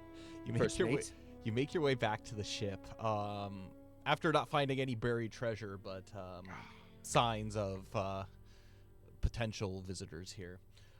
You climb back up on board with essentially this bottle and this note in tow, and Balthazar looks at you, he's like, "Aye, this poor fella, lost in the mist, I say." I guess so, but have you heard about this? It seems like it's an ever-present kind of almost evil mist. There's something that's living in it. Have you heard Seas are a stories of this? mysterious place. Some say that the waters are haunted. Others say that it covered lost civilizations. Who knows? That's very. Is it worse than reassuring. Azale-Dune? Was there mist when we fought Azale-Dune? No. Okay. I will just saw say, us I coming. can't imagine anything being more terrifying than that sea beast. Well, then I say, southward we go to Aishin Island. If we come across mist, let's Avoid be it at on- all costs. Or be on the alert. Please. Do you perhaps think that this is someone playing a joke on us? Horror. It seems new, so it know, seems like it's not maybe. far. I mean, it could be, I guess. But Luxali also has that one really cool skill that she has, that she can like illuminate things, and maybe she could dispel the mist. Oh, maybe. I've never sailed with a mana wielder on board before. Perhaps she could be our light in the dark. Well, let's hopefully don't come across it.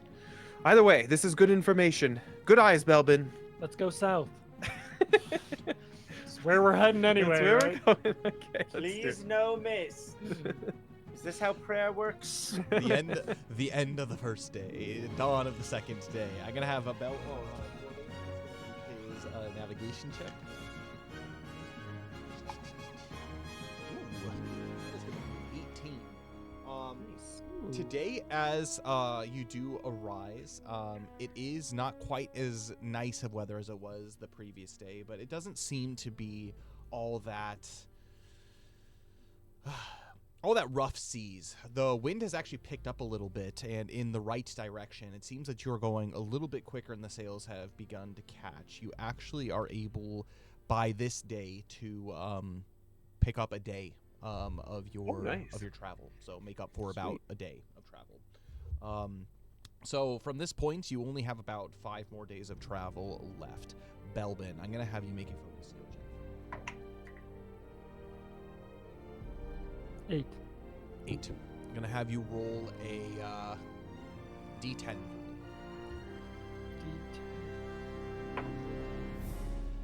Two. This is a day that's pretty uneventful at sea. In fact, you don't even run into any rocks or anything, no glowing, shimmering out on the horizon. But you do notice that the wind is very much at your backs as you begin to sail down south, and that is the end of the second day going. Could we do stuff? Could Yeah, feel Luxalia? Yeah. For sure. Yuki wants to practice with her hunting bow with Thordane. Okay. Zil wants to practice with his axe, and Luxalia wants to study her book. So, Double. for all of you training with your weapons, your basically skill checks are going to be made with despair. You don't really have proper training grounds or like areas to be able to do this. So if you do plan on doing that, all of your skill checks are going to be made with despair. For your bows, those are going to be dexterity skill checks, and Zil, I'm going to have you make a physical skill check for your. Quick question just about training in general. Is there like a detriment to getting a really low roll other than just nothing happens? Yeah, basically that's it. That's the detriment. Okay. Is I'm like, are we? If we're on, you're wasting like the an action seas- technically if you get just a Okay. bad roll. 11 for Yuki. I'm just like, is it a bad idea to on the boat? Like, are we gonna hurt ourselves or break something? No, you're probably Physical 11. 11. Very So nice. each of you are able to add 25 points of experience to your weapon. Belvin wants to try on the mask. Perfect. Are you going to do it in isolation, or are you going to do it out in front of everybody on the deck of the ship? What's the goal here? I'll do it on my lookout with Sariel. Okay, up in the crow's nest. Oh my god. And if I don't feel anything, I will climb down to see if people like still recognize me or however that works. Okay, yeah, absolutely. So you go ahead and you pull out the Mask of the Night.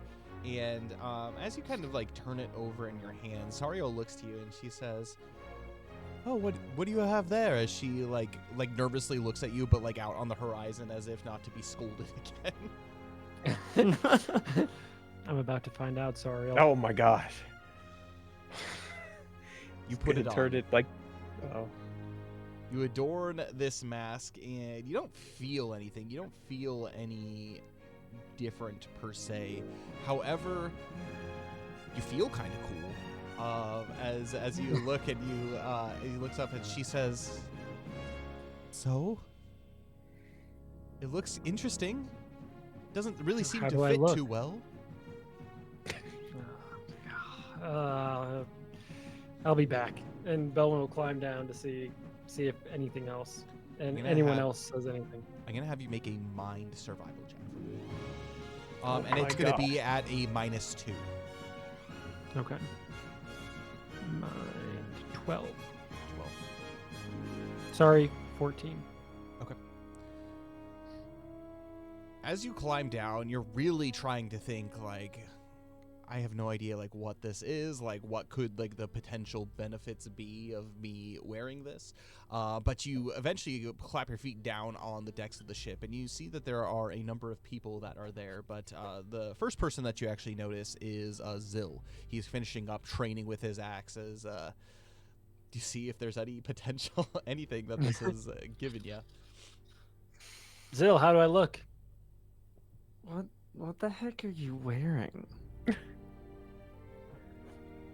guess that means it's not working. Is there anything different I should be noticing? Like, other than just he's got a weird thing on his head? Make a wisdom skill check for me.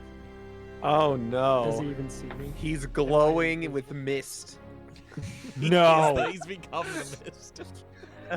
17. Eyes 17. are on you. As you examine him, you see that there is he seems a little bit more confident than Do normal. I seem like I blend in, Zill? He definitely doesn't blend in. Definitely doesn't blend in. Well, no, wait. Zill is not charming. No. You actually kind of stick out.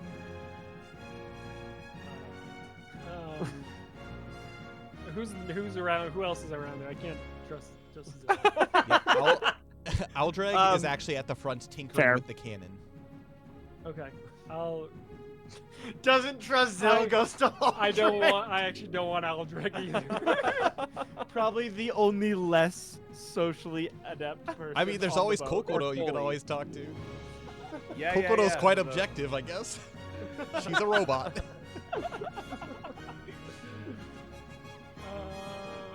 There's no one else. No one else I can talk to. I mean, you could go find someone. No one is leaving the ship. So if there's anyone How about specifically you want to look at, you could go find Bree. Bree will shoot me straight. Yeah. Okay. You wander around a little bit until you make your way down to the second deck, and in the dining area there is Bree, and she is helping Remy kind of take inventory of the food and everything that they have. Belbin, you come in wearing the mask, and she looks up to you and she says, "Dressed for a carnival, eh?" This thing's useless.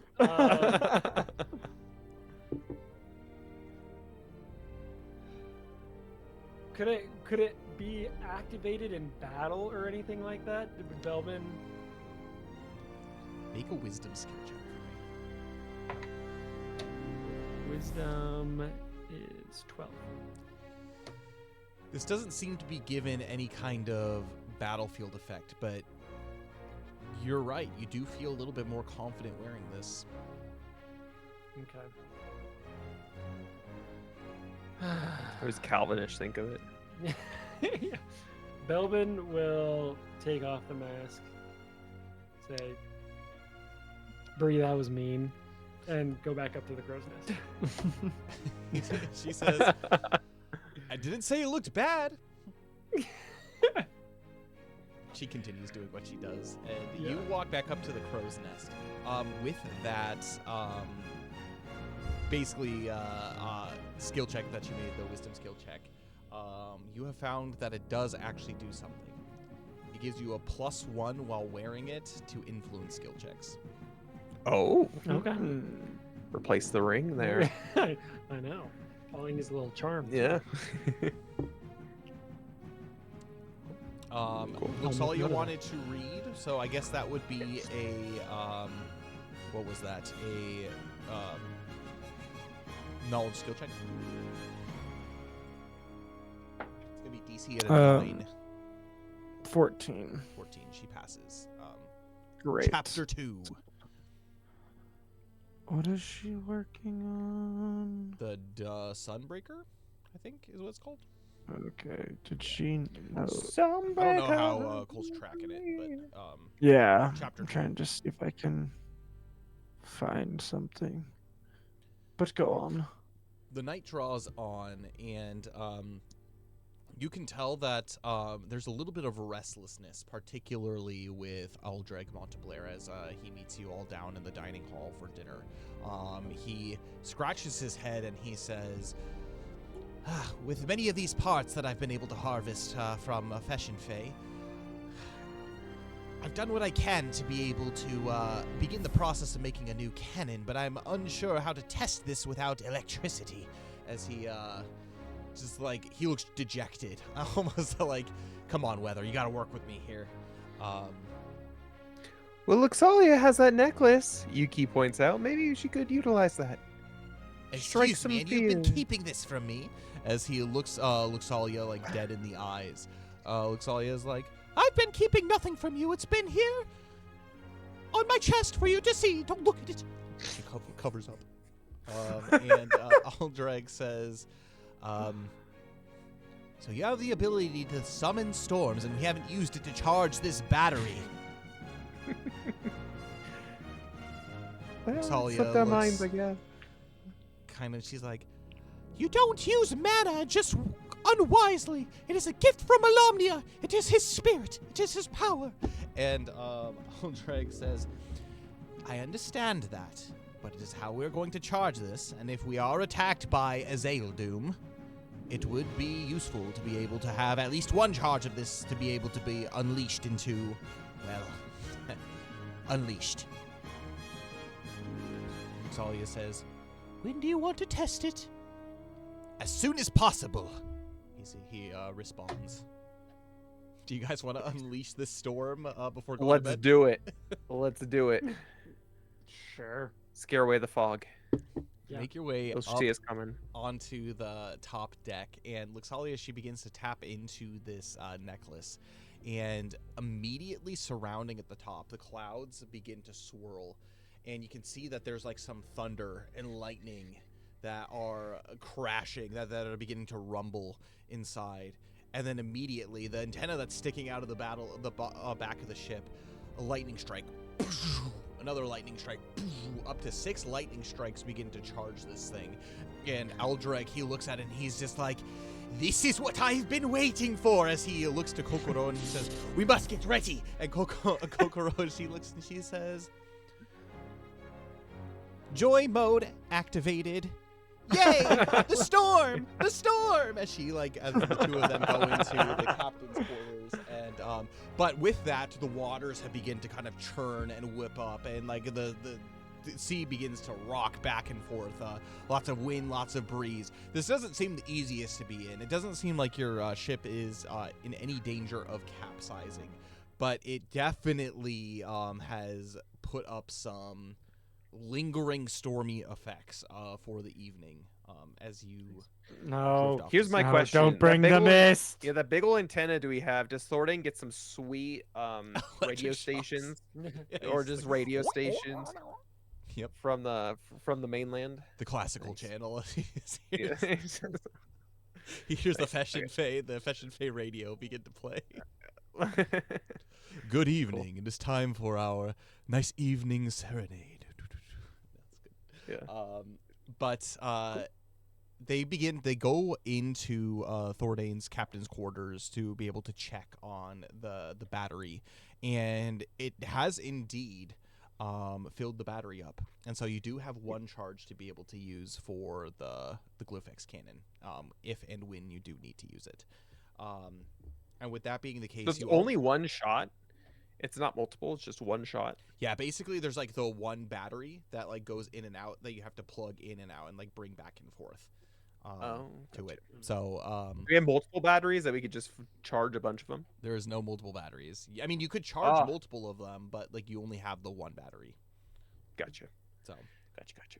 like, for example, you could take one battery out and put it in, and then if you had another battery, you could put it in and try to charge, but you can only charge one at a time, essentially, for that. Cool. So you would have to get a couple of things. Definitely, you would need a large mana crystal, like an electric mana crystal, in order to build another battery to be able to function. And you could probably use some of the parts that he got from back in Fashion Fate to be able to use it as well. To craft another battery, but you would need to find the electric crystal first and foremost. But yeah, the night kind of draws on, and it's a little bit stormy. It's a little bit rocky. It's not the easiest thing to sleep in. Who is taking the evening watch for the night? Well, we'll take it in turns, I'm assuming, right? Who's the sleepiest? Who's the sleepiest? The one who's the least sleepy is probably Thordane, just because he's an elf. Probably. But that Yuki doesn't will mean he take stays first. up all night. Yuki will take the first watch. Okay. As you make your way into the crow's nest, you see that the storm isn't super duper stormy. It's not like lightning strikes are all around you, but it does seem to be lingering. And as you actually gaze up at the sky, I'm going to have you make a wisdom skill check for me. Natural 16 for a 19. The storm is following you. The storm seems centered on the ship. And so for however long this rain and whatnot lasts, like for the art in the necklace, it'll eventually wear off. But it seems like the storm is following you. Cool. You can see further than a mile off into the distance, and you can see that there are clear skies, like kind of surrounding. But this like circular cloud just seems to be. Yuki thinks to herself, maybe we could use this as some sort of intimidation tactic. When Alomnia's breath is coming, we bring the storm. She's just thinking of all these fantastical stories in her head as she's sitting up there keeping watch.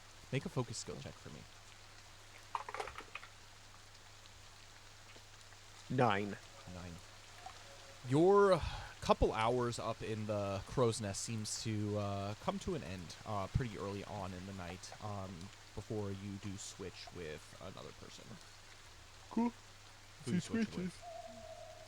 Luxalia, I guess.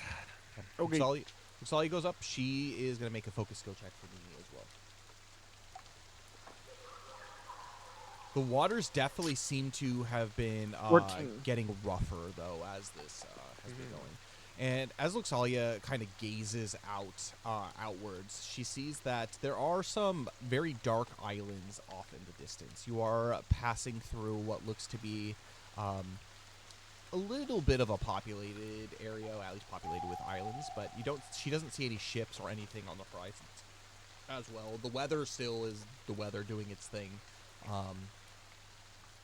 And that is her watch ends right before you guys go between kind of like this cluster of closed in pillars, like kind of like spires of like rocks that stick out of the ocean, as it were. There you go. Perhaps tops of mountains in days past, but they're not like super closed together, but they're kind of spattered throughout. You can see it. Who is she switching with? Belvin could go next. Belbin, you make your way up, and you see that there are, it's kind of a little bit ominous, as the lightning the thunder kind of rumbles, and especially up here at the top of the crow's nest, you can tell that the ship itself is kind of swaying like heavier side to side. You kind of almost have to like hang on for a bit. As you look out and around, you can see that the storm that the ship is bringing seems to be lapping up against the sides of these mountains, and the water seems to be cascading back in towards the ship, creating kind of like this like intense rocking. I'm gonna have you make a focus skill check. It's gonna be with despair.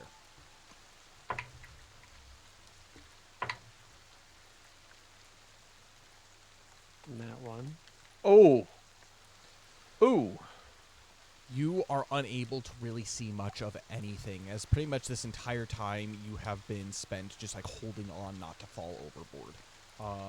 You have to wait to a little bit before you start to make your descent, just so you're not thrown overboard with the shaking as you kind of exit like this kind of little island chain that you have gone through. Still making your way down south. Which brings us to Thordain or Zill. Who's gonna? Zill can take the next one. Get it, You Zill. do so. And yeah, you look at Belbin a little bit, and he looks a little bit kind of on edge. I don't know how he would deal with it, if he would be grouchy from it, if he would like be like rattled or scared or like anything like that. But it was not a good time being up at the crow's nest. Watch out up there, Zill. Oh, It'll good. take you for a ride. Wow, I'm so excited. As Might you be make your blowing way out shots. onto the deck and begin to ascend up into the crow's nest, the rain itself has lightened, and it seems like the cloud effects are dissipating a bit, not completely. And because you're outside of that little island chain, the waters aren't quite as churny and as rough either.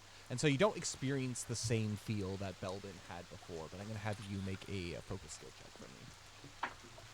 Oh, run on my dice. What did it roll?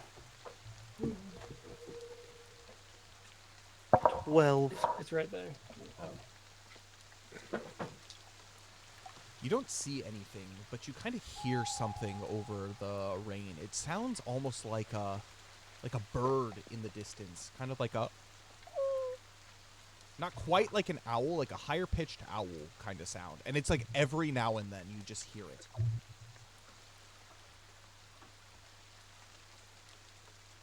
Okay, that's terrifying. As you look around, the islands seem to be disappearing in the back, but it seems like this call gets louder, and it's become a little bit more frequent.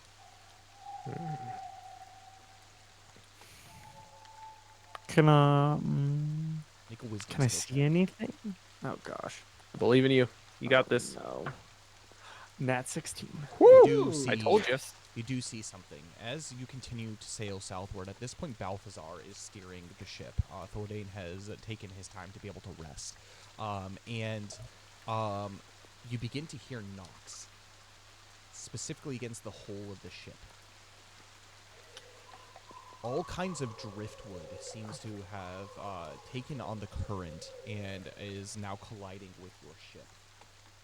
And you hear this call louder than ever at this point. But as you look around, down and around, you see that it's nearly like overcome by all of this debris that's beginning to swirl kind of around the ship as you begin to pass through it. And as you kind of gaze downwards, you see what looks to be a mast and tattered sails. Balthazar, are you seeing this? I'm seeing it with my one eye. Should go. Is there anyone else up with us up here? He looks around and he doesn't see anything in particular. He's like, no, this could be some kind of marooning. As he points back to the islands that you had just passed. It's quite treacherous passing through that narrows there. Perhaps an unfortunate traveler. And he like gestures at like potentially they ran aground. Potentially. I'm gonna run. Can you handle it for a moment? I can do just that, Zil. I'm gonna slide down and go wake Thordain. Thordain, he rubs his eyes as you enter, and he's like, "Yes, Zil. What can I do for you?" You just need to come see this.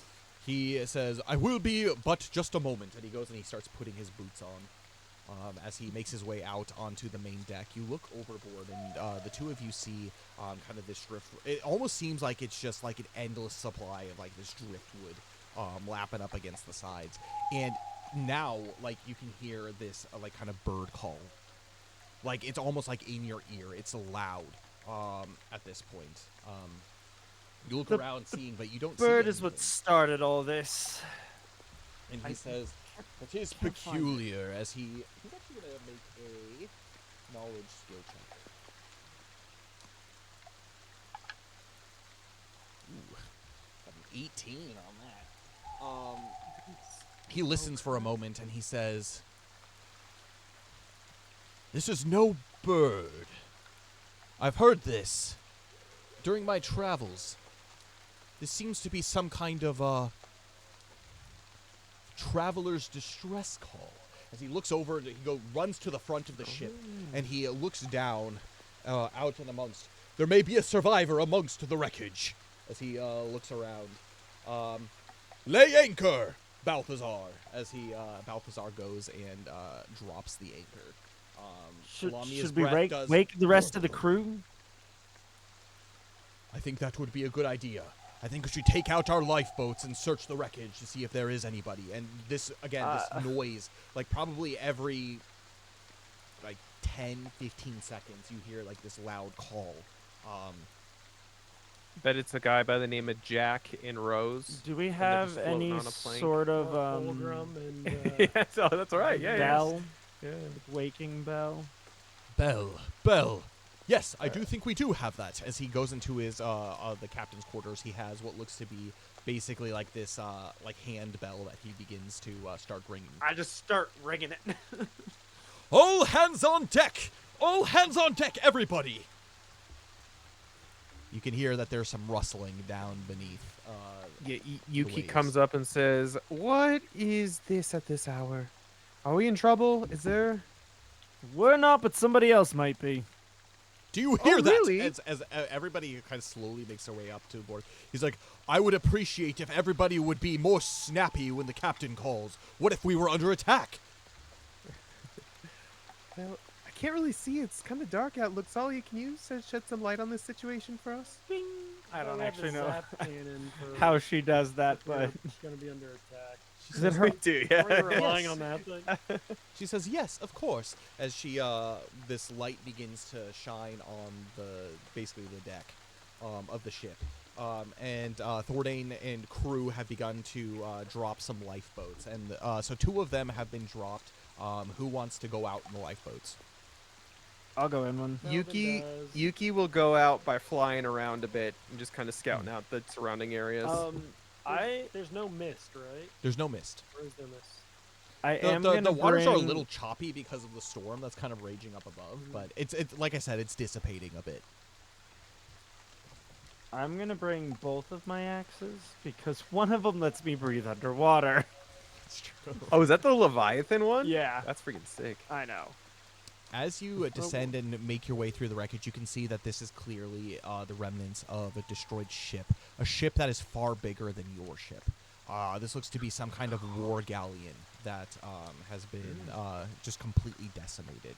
You see, as you basically examine the wreckage, that there are bits and pieces of the ship that have been scorched almost as if there was a fire on board to a degree. The wood is broken, the wood is splintered, and you can see that other than basically wood, there is not a whole lot there. I'm going to have the three of you make focus skill checks for me. Oh, good. 17 for Yuki. Nat 1. We're back. One. Lord! Oh God. Back to back, baby. Oh, The Let's two of you- go! The two of you are unable to find much, as there's just too much debris. Belbin, you jump out on kind of some of the wreckage and begin to move aside some of kind of the cloth sails to see if there's anything there, anything that's even salvageable. However, the ship seems to be anything that was heavy or probably of use have probably sunk into the bottom of the sea at this point. And Zil, you just continue to go out. Do you still have the bell? Are you still ringing it? No, that was just to wake the crew. Okay, cool. As you look around, you call out. You don't see anybody responding to you specifically. However, Yuki, as you are flying about and around towards the back of the ship with some of the debris that has already passed, you see what looks to be the remnants of a ship's wheel that is like floating on the side, and you can see that there's cloth on it. You swoop down to take a closer look, and you can see that there is dark, messy hair of an individual that is clinging to it. And every now and then he gives out a guttural cry of this bird. This is clearly a hunter's call, whoever this is. You look at this individual, and he has tall ears as if he is an elf. Yeah, Yuki doesn't even think, and she just picks him up in her arms and brings him back to the ship and says, "You're okay now. What happened here?" He seems light, almost like you're picking him like you're picking up like a child. Doesn't seem emaciated, but as you lay him down on the ship, everybody kind of surrounds. Remy runs forward, and she has some water that she puts, and he's like kind of going in and out of consciousness. Thordane calls out to the boats, "We found a survivor! We found a survivor! Keep looking for more!" But at this point, the calls have stopped. Now that this individual Can has Yuki been do placed. one more circle around, finish really quickly, and see if there's anything? Yeah, make a else? focus check for me. Are Belvin and Zill back on the ship yet? or no? 17 Depends. again. Are you still gonna keep looking for any loot or people? I mean, I guess I feel like we're just kind of flying blind. Yeah. So just keep looking, or go back to the ship. Keep The looking. calls have stopped. That's one thing that's very obvious, and you heard Thordane call on board. So it's up to you, depending on what you want to do. I guess we can head back. Yeah, I'll make one more loot check and then head back. Yuki got a 17, by the way. Okay. Make a focus skill check for me, Belvin. I'll join him. Dirty 16. Oh, nice. 15. Oh. So we'll start off with the two people in boats, and as you go through, you see that there are many crates that are floating, many of them containing what look to be clothes and food materials. You are able to add, if you want to take these back to the ship for cargo. The food doesn't seem to be too rotten, or there's some salvageable pieces in here. Great. Okay. Belbin, you are able to find, so that was what Azil found. Belbin, you are able to find what looks to be it's kind of like a barrel, and inside there are 4 ballista bolts inside as well. Oh. I'll It's take the that. typical ship ballista bolts, but you grab those, put them back on board. Yuki, as you fly around and you look, you see that the ship, as it were, like how like this thing has been broken up, it seems like scattered, like almost as if like bits and pieces of the ship were like broken at certain times. But as everything kind of like continues to drift past the Alania's breath, since the anchor is way basically down and you guys are stopped, you see what looks to be the kind of frames of the windows of perhaps the captain's quarters. You fly down to take a look at whatever is there, and you see what looks to be a basically like a mattress. It's It definitely stands out amongst kind of the wreckage, and it seems intact. However, you can see that on this mattress is an entire basically arsenal of what looks to be weaponry from the ship.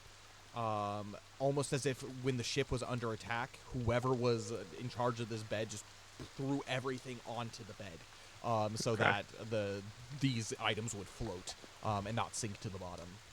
Okay, she Whoever this was, it seems calls. like, so. Yeah, she calls out to whoever's in boats still. I think, is it just Belbin and Zill? Yeah, the 2 boats were put out. Yeah, and just calls over to them and says, "I found some things that might be useful. If you want to row on over here, I can't carry it all myself." And so she calls out to them, and You collect it, and I'll after stream, or at the end of the stream, I'll tell you everything that you did. Were able to find from that based on. Yuki wants the coolest thing that's part of it. Okay. And Is you what were she able to wants. get this all back on deck. And Thordane, you can tell that he is tending to the wounds of this elven man who is overboard. It is clear at this point that he is not Feshin Fey, he's not Hightower. He's most likely a wood elf. If you could probably see that. However, I'm going to have Thordane. He's going to make a wisdom skill check. Believe in you, Thornton. That is a 15. He sees as he pulls back the locks of hair, he can see what look to be horns that are on this individual that have been shaved down almost to the scalp. Oh. This is clearly a Veilden elf. Oh. They're rare. No, Yeah, they're not very, bad. They're very just rare. rare.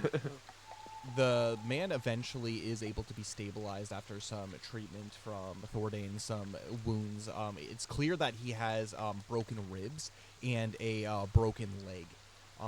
But he is able to, you are able to get him to sit up, and he looks around and he says, "Who are you? Where am I?"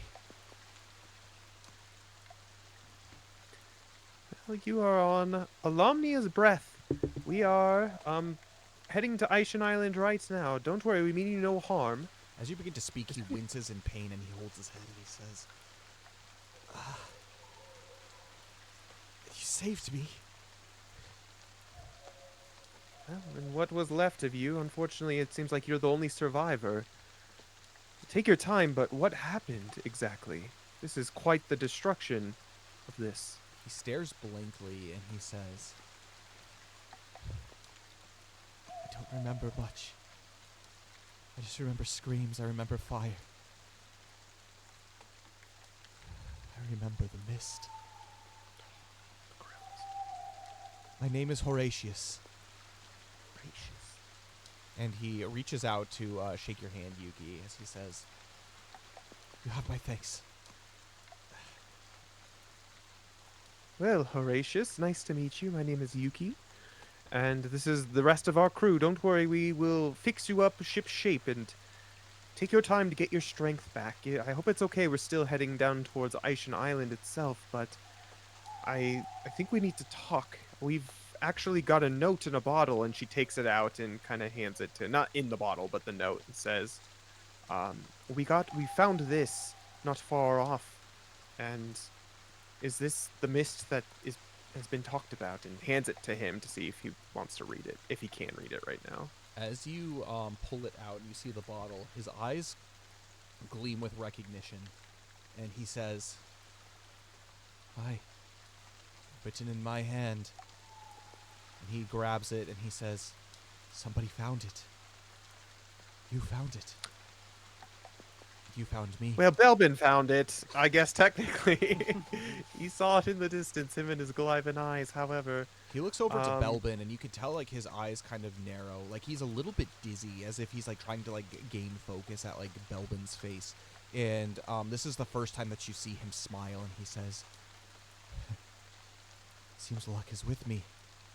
As he, like, winces in pain, he tries to get himself up, realizing his leg is broken. He's unable to actually stand. And he says, "Belbin is your name? Is that correct?" Belbin is my name. He thinks for a moment and he says, "Now that is a name I haven't heard in quite some time. Tell me, where do you heard it hail from, before? Belbin?" The Roku horn. Do I know you? Do I look like somebody who would... As he, like, winces in pain. No. No, I don't think we've met. Belbin is just a rather famous name from history. I bet it's because he pulled a 300. He whispers. Well, I am a famous kind of guy, you know? he laughs and he says, "I like you. I think we'll get along." And he looks at the rest of everybody else on the crew and he says, "Thank you so much. I thought I was done for. I thought I was a goner." I'm gonna have everybody make wisdom skill checks for me. I'll roll 4 with advantage. Wisdom. 12. 9. 10. Wisdom 9. And Luxalia got 11.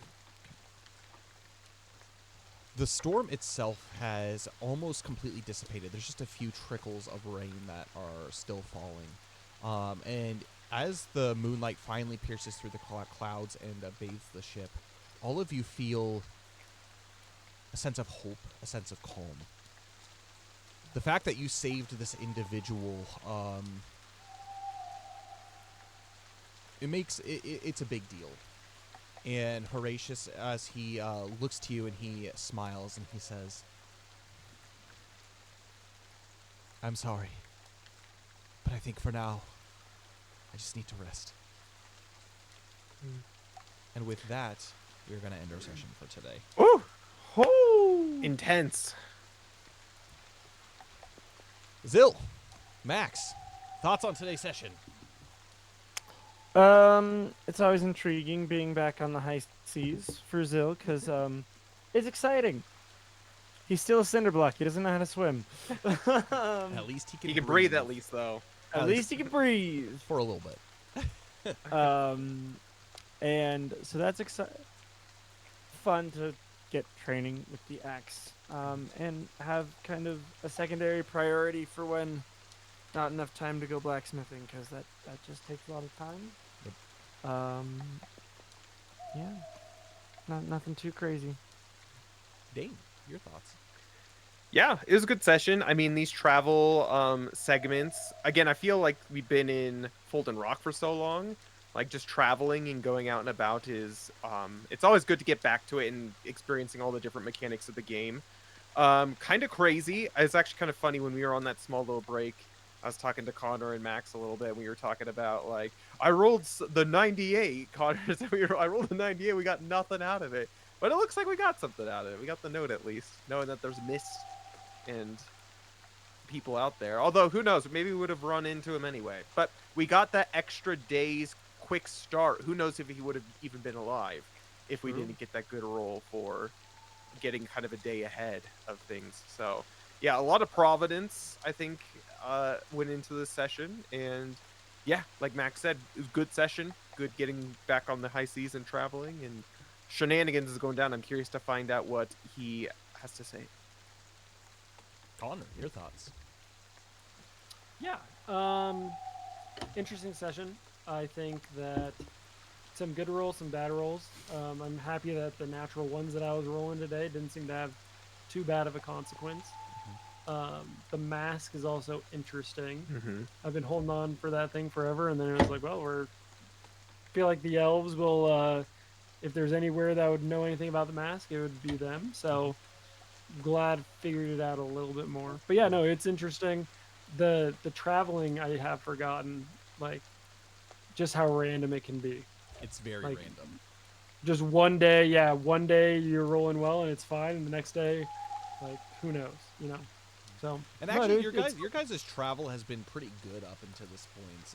As far as like rolling on like encounter tables and like that kind of stuff, like on my end here, your rolls have kept away some potential. At least Noah's Eildon, you know, it's always good. Not again. Not again. Not again. But I will say, so you guys were talking about like the 98. I will say the 98. I've kept that in mind. There's that was a very, very good roll. Don't you worry, things are happening. Things are happening. So yeah, no, it was good to be able to have all of you kind of here for just kind of like this little bit of like a travel session. So that was the end of the third day, I believe. Third day, yep. Yeah, end of the third day. And so you guys technically only have a few more days left before travel. So I can go ahead and move Thordane's little marker here. to more than like about halfway before you make your way back to Ocean Island. But I want you guys to think about in the meantime, so you have like the things that you're doing as far as like studying or training and that kind of stuff. Also think about in the next future kind of some sessions, like if there's any conversations you want to have with any crew members, any people that you're traveling with. Remember, you guys all do have Nalathir, you do have both Aldreg and Kokoro, you have Princess Mila on board, you now have this new Horatius on board. Like, use this time of travel to be able to get to know these characters, as opposed to just being like, all right, let's go on to the next day, on to the next day, on to the next day. But, like, I don't want to, like, force you guys to have conversations with them if you really just don't care about having conversations with them. But, like, it's a good time to be able to maybe kind of suss some things out about, like, the area, about, like, kind of what's happened. And I know you guys will probably talk a little bit more to Horatius, but, yeah, it'll be interesting to see. But just definitely come, like, between now and our next session. Speaking of which, our next session is going to be April. I believe that is... 11th. April 11th. 12th. Yes. The day before Cole's birthday. So, yes, it'll be the 11th is our next Everlast session. And, yeah, hopefully between now and then you guys can think of some things. But unless anything super crazy happens, I wouldn't be so, how do I explain it? You guys might make your way back to Aishan Island by the time, kind of somewhere else, depending on how quick things go. But yeah, there's definitely some stuff happening in the world right now that maybe you are or are not aware of. So yeah, it's exciting going forward. But yeah, thank you all for those of you who joined us for this adventure. It is definitely like these travel sessions are good for kind of I don't know, world building, sense of scale, sense of travel, like that kind of stuff. So yeah, it's good. So there's a little bit of that kind of session. I like Connor, how you... what do you think? What do you think of the ring I gave you? I'm kind of sad to part with my ring. What? Come on now, but you weren't your- utilizing well, it. no, I wasn't. And your ring, for me, was much better. You're gonna hit so hard. Yeah. An extra 2d4 of dark damage on every attack that you do. Was it 3d4 already? So it's like 1d4 physical and then 2d4 extra darkness, I think? It's before the ring, it was 2d4 for physical, and then 1d4 darkness. So now it'll just be 2d4 darkness. Nice. Yeah. Could be punching some people real good. Oh. Sorry, I didn't mean to. I was just curious about that. I was just looking at your character sheet. I'm like, I could utilize that Peridot ring. It's funny. I was actually looking through my inventory list too, just seeing what I had. Yeah. And I was like, wow, I've got a ton of rings, and they're all pretty useless to me. So. Well, see if you can sell them or offer them to people. Yeah. If you got any questions too about like kind of like the new updates to like your character sheets as well, between now and next session, feel free to message me on Discord. I'll try to get back to you and for anything like that. Even if you want to schedule some time to like sit down and like actually talk through some of the stuff, I'll probably have a little bit of free time now that the Kickstarter is kind of off and on its way to be able to talk to you guys about that as well. So I know, like, especially before our next battle, since we technically haven't gone into like the next battle whenever that happens, it might be good to kind of figure that out. I know, Max, that you were going to go through with Cole, like his character sheet, and sit down and do that as well. If you need, I gotta go through mine first. yeah, if you need any guidance, just let me know again about how to read the certain things. I can quickly go over with you guys, just generally speaking, of just a way of looking at it to read.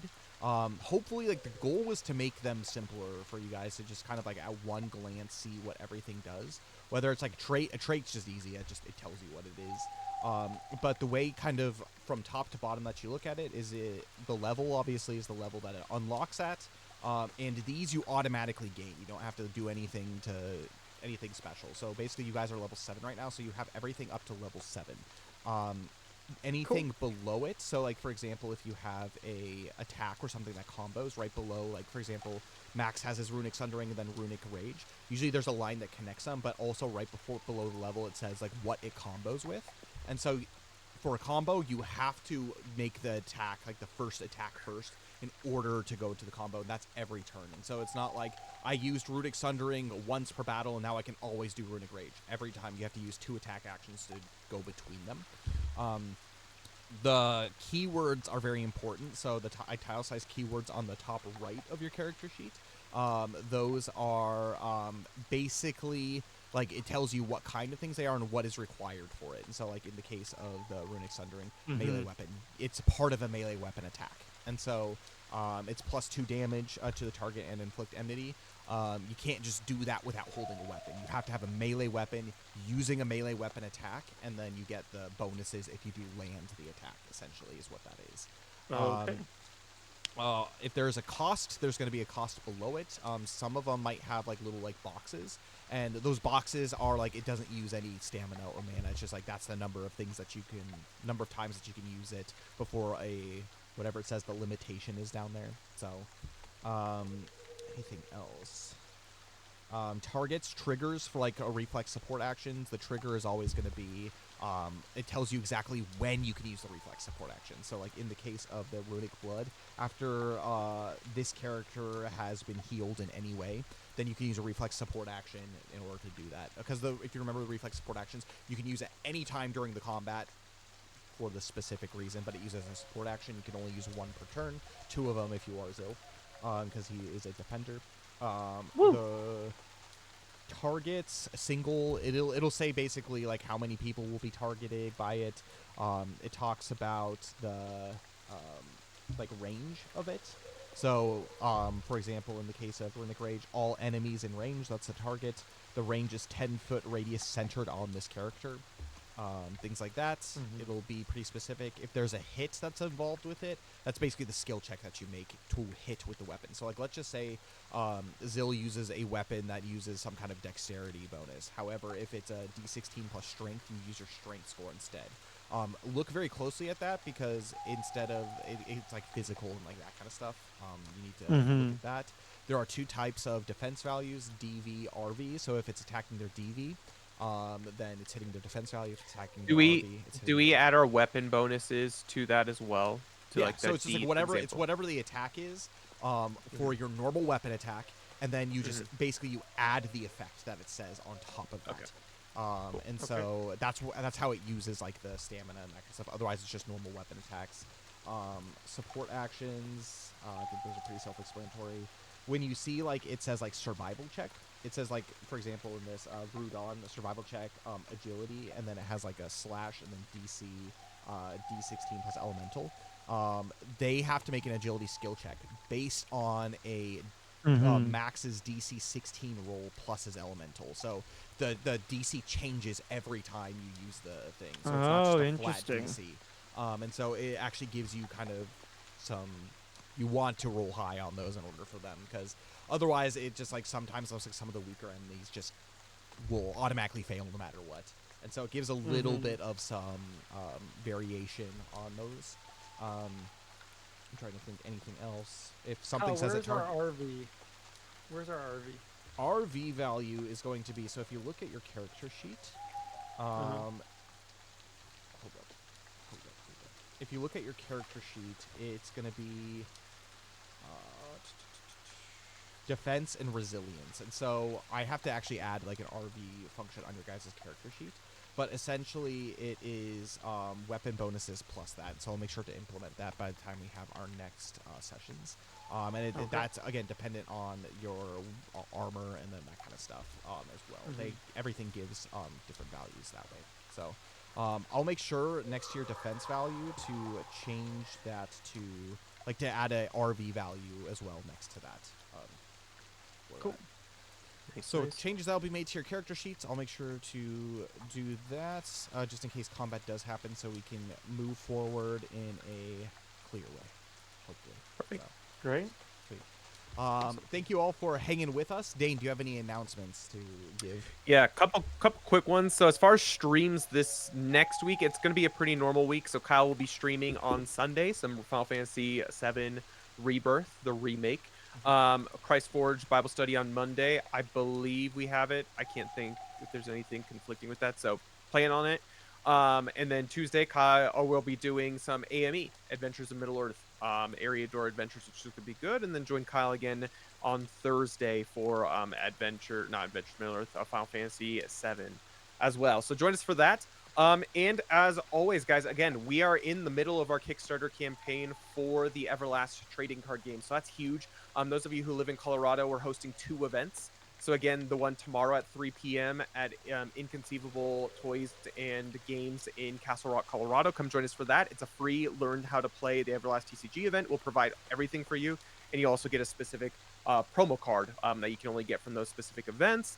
So consider dropping by that if you're there, or at Light of the World Catholic Church in Littleton, Colorado on Sunday from 12 to 3. Drop by. It's the same kind of event. Learn how to play for free, which is really cool. So join us for those events. And again, guys, we're in our 2nd week of the Kickstarter. We are already 100% funded. However, we want to hit those stretch goals, because especially if we can get to that 30,000 stretch goal, oh my gosh, the amount of rewards, the extra that people will be going to be getting is awesome. And yeah, I think if we do hit 30, instead of you get the extra promos, you get the dice set. But I think by that point, everybody gets that's a pledge gets like 6 or 8 additional booster packs. I can't think off the top of my head. I don't remember. Additional booster packs to their order, which that's 3 booster packs. So yeah. Well, already, and that's one good incentive as well. When you're actually, if you decide to donate, wonderful. We do appreciate donations, but if you do decide to help us back and help fund at the specific tiers, this is the cheapest you're ever going to be able to get these cards. So whether you're getting the decks or whether you're getting booster boxes, everything is below MSRP, and it's the cheapest you're ever going to be able to get them. So it's a good incentive to order during them, because once the Kickstarter is done, then you're going to have to purchase them for MSRP at the stores or online. So it's a good opportunity, especially if you're thinking and you're interested about it. It's a wonderful way to be able to get a bunch of cards, especially if we hit these stretch goals, because you're getting a bunch of extra stuff on top of it too. So you're getting like a really, really good deal for just helping out with the Kickstarter. But yeah, we've already funded, like I said. But however, let's get those stretch goals. Come and help us out at Fantasy Forge Studios. Also, too, if you're interested in the game and you just I don't know how to play or whatever, we have resources for you. Go check out our YouTube. Go check out our website. We have print and play stuff, so you can test it out for yourself before actually purchasing cards. We have videos, video tutorials about how to play. We're currently building an FAQ section for commonly asked questions for at the events and whatnot that are happening. And we'll be continuing to make videos for more clarification about the game and how it works. Once the game is kind of officially released, we're going to have physical in-person card kind of tutorials as well. That we're going to be making, so we're going to have everything so you can get you on your feet to start playing the game. Because not only are the arts amazing and they're cool collector's pieces, but the game's fun too. So if you guys want to kind of learn about that, kind of create your own communities for wherever you live, about maybe starting leagues and that kind of stuff for Everlast trading card game, the Fantasy Forge website and the Discord is where you go to talk about that and help us help you get things started wherever you are. So our goal is not to leave you hanging. Do you want to play the ad real quick one more time, and then we will finish up with the announcements?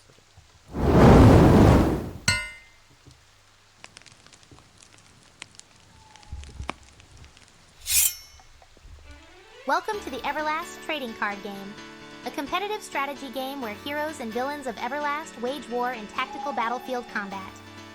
Take command of the forces of good in the Heroes of the West expansion. Rally the Helix royal line, gather fierce warriors, and defend the realm. Will you answer the call of the crown? Or wield the power of darkness in the raising of Helix expansion, where you can lead master assassins, command horrifying beasts, and order legions of orcs, and watch the world of men burn? More than just a card game, the Everlast TCG blends the strategy of competitive trading card games with the immersive tactical feel of tabletop role-playing. Position your warriors, outmaneuver your foes, and strike down their champions before they destroy yours. The game is played on a 5x3 battlefield, where you are free to move your creatures, perform support actions, and make attacks against your opponent, until either player loses all 8 life points. This Kickstarter launches with 4 EX battle decks, 2 from Heroes of the West, and 2 from the Raising of Helix. Each deck is tournament ready, built for competitive play, but also perfect for teaching beginners the mechanics of the games in an easy-to-use, pre-constructed deck format. Backers may also purchase limited edition first-run booster boxes featuring Kickstarter exclusive packaging only available in this campaign. Each backer tier includes a random signed holofoil promo card of one of the 6 characters of Eclaas, as seen in the Fantasy Forge Studios' Everlast role-playing game campaign. Additionally, each backer tier will receive 1 holofoil Archdemon Wraith card and free first edition booster packs, rewards that can only be obtained here on Kickstarter. By supporting this campaign, you'll be among the first to experience the Everlast TCG at the lowest price it will ever be offered. Created by TCG gamers and tabletop RPG players, the Everlast TCG is built with strategy, storytelling, and epic fantasy at its heart. Support this Kickstarter today and forge your place in the world of Everlast. The battle begins now. Visit the Fantasy Forge Studios website for printable rules, free print and play decks, and deck spotlight videos, and explore more Everlast trading card game guides whenever you need. Have fun, and may Alamnia guide you. Very exciting stuff. Oh, we're on Area Door Adventures. Hey, nice.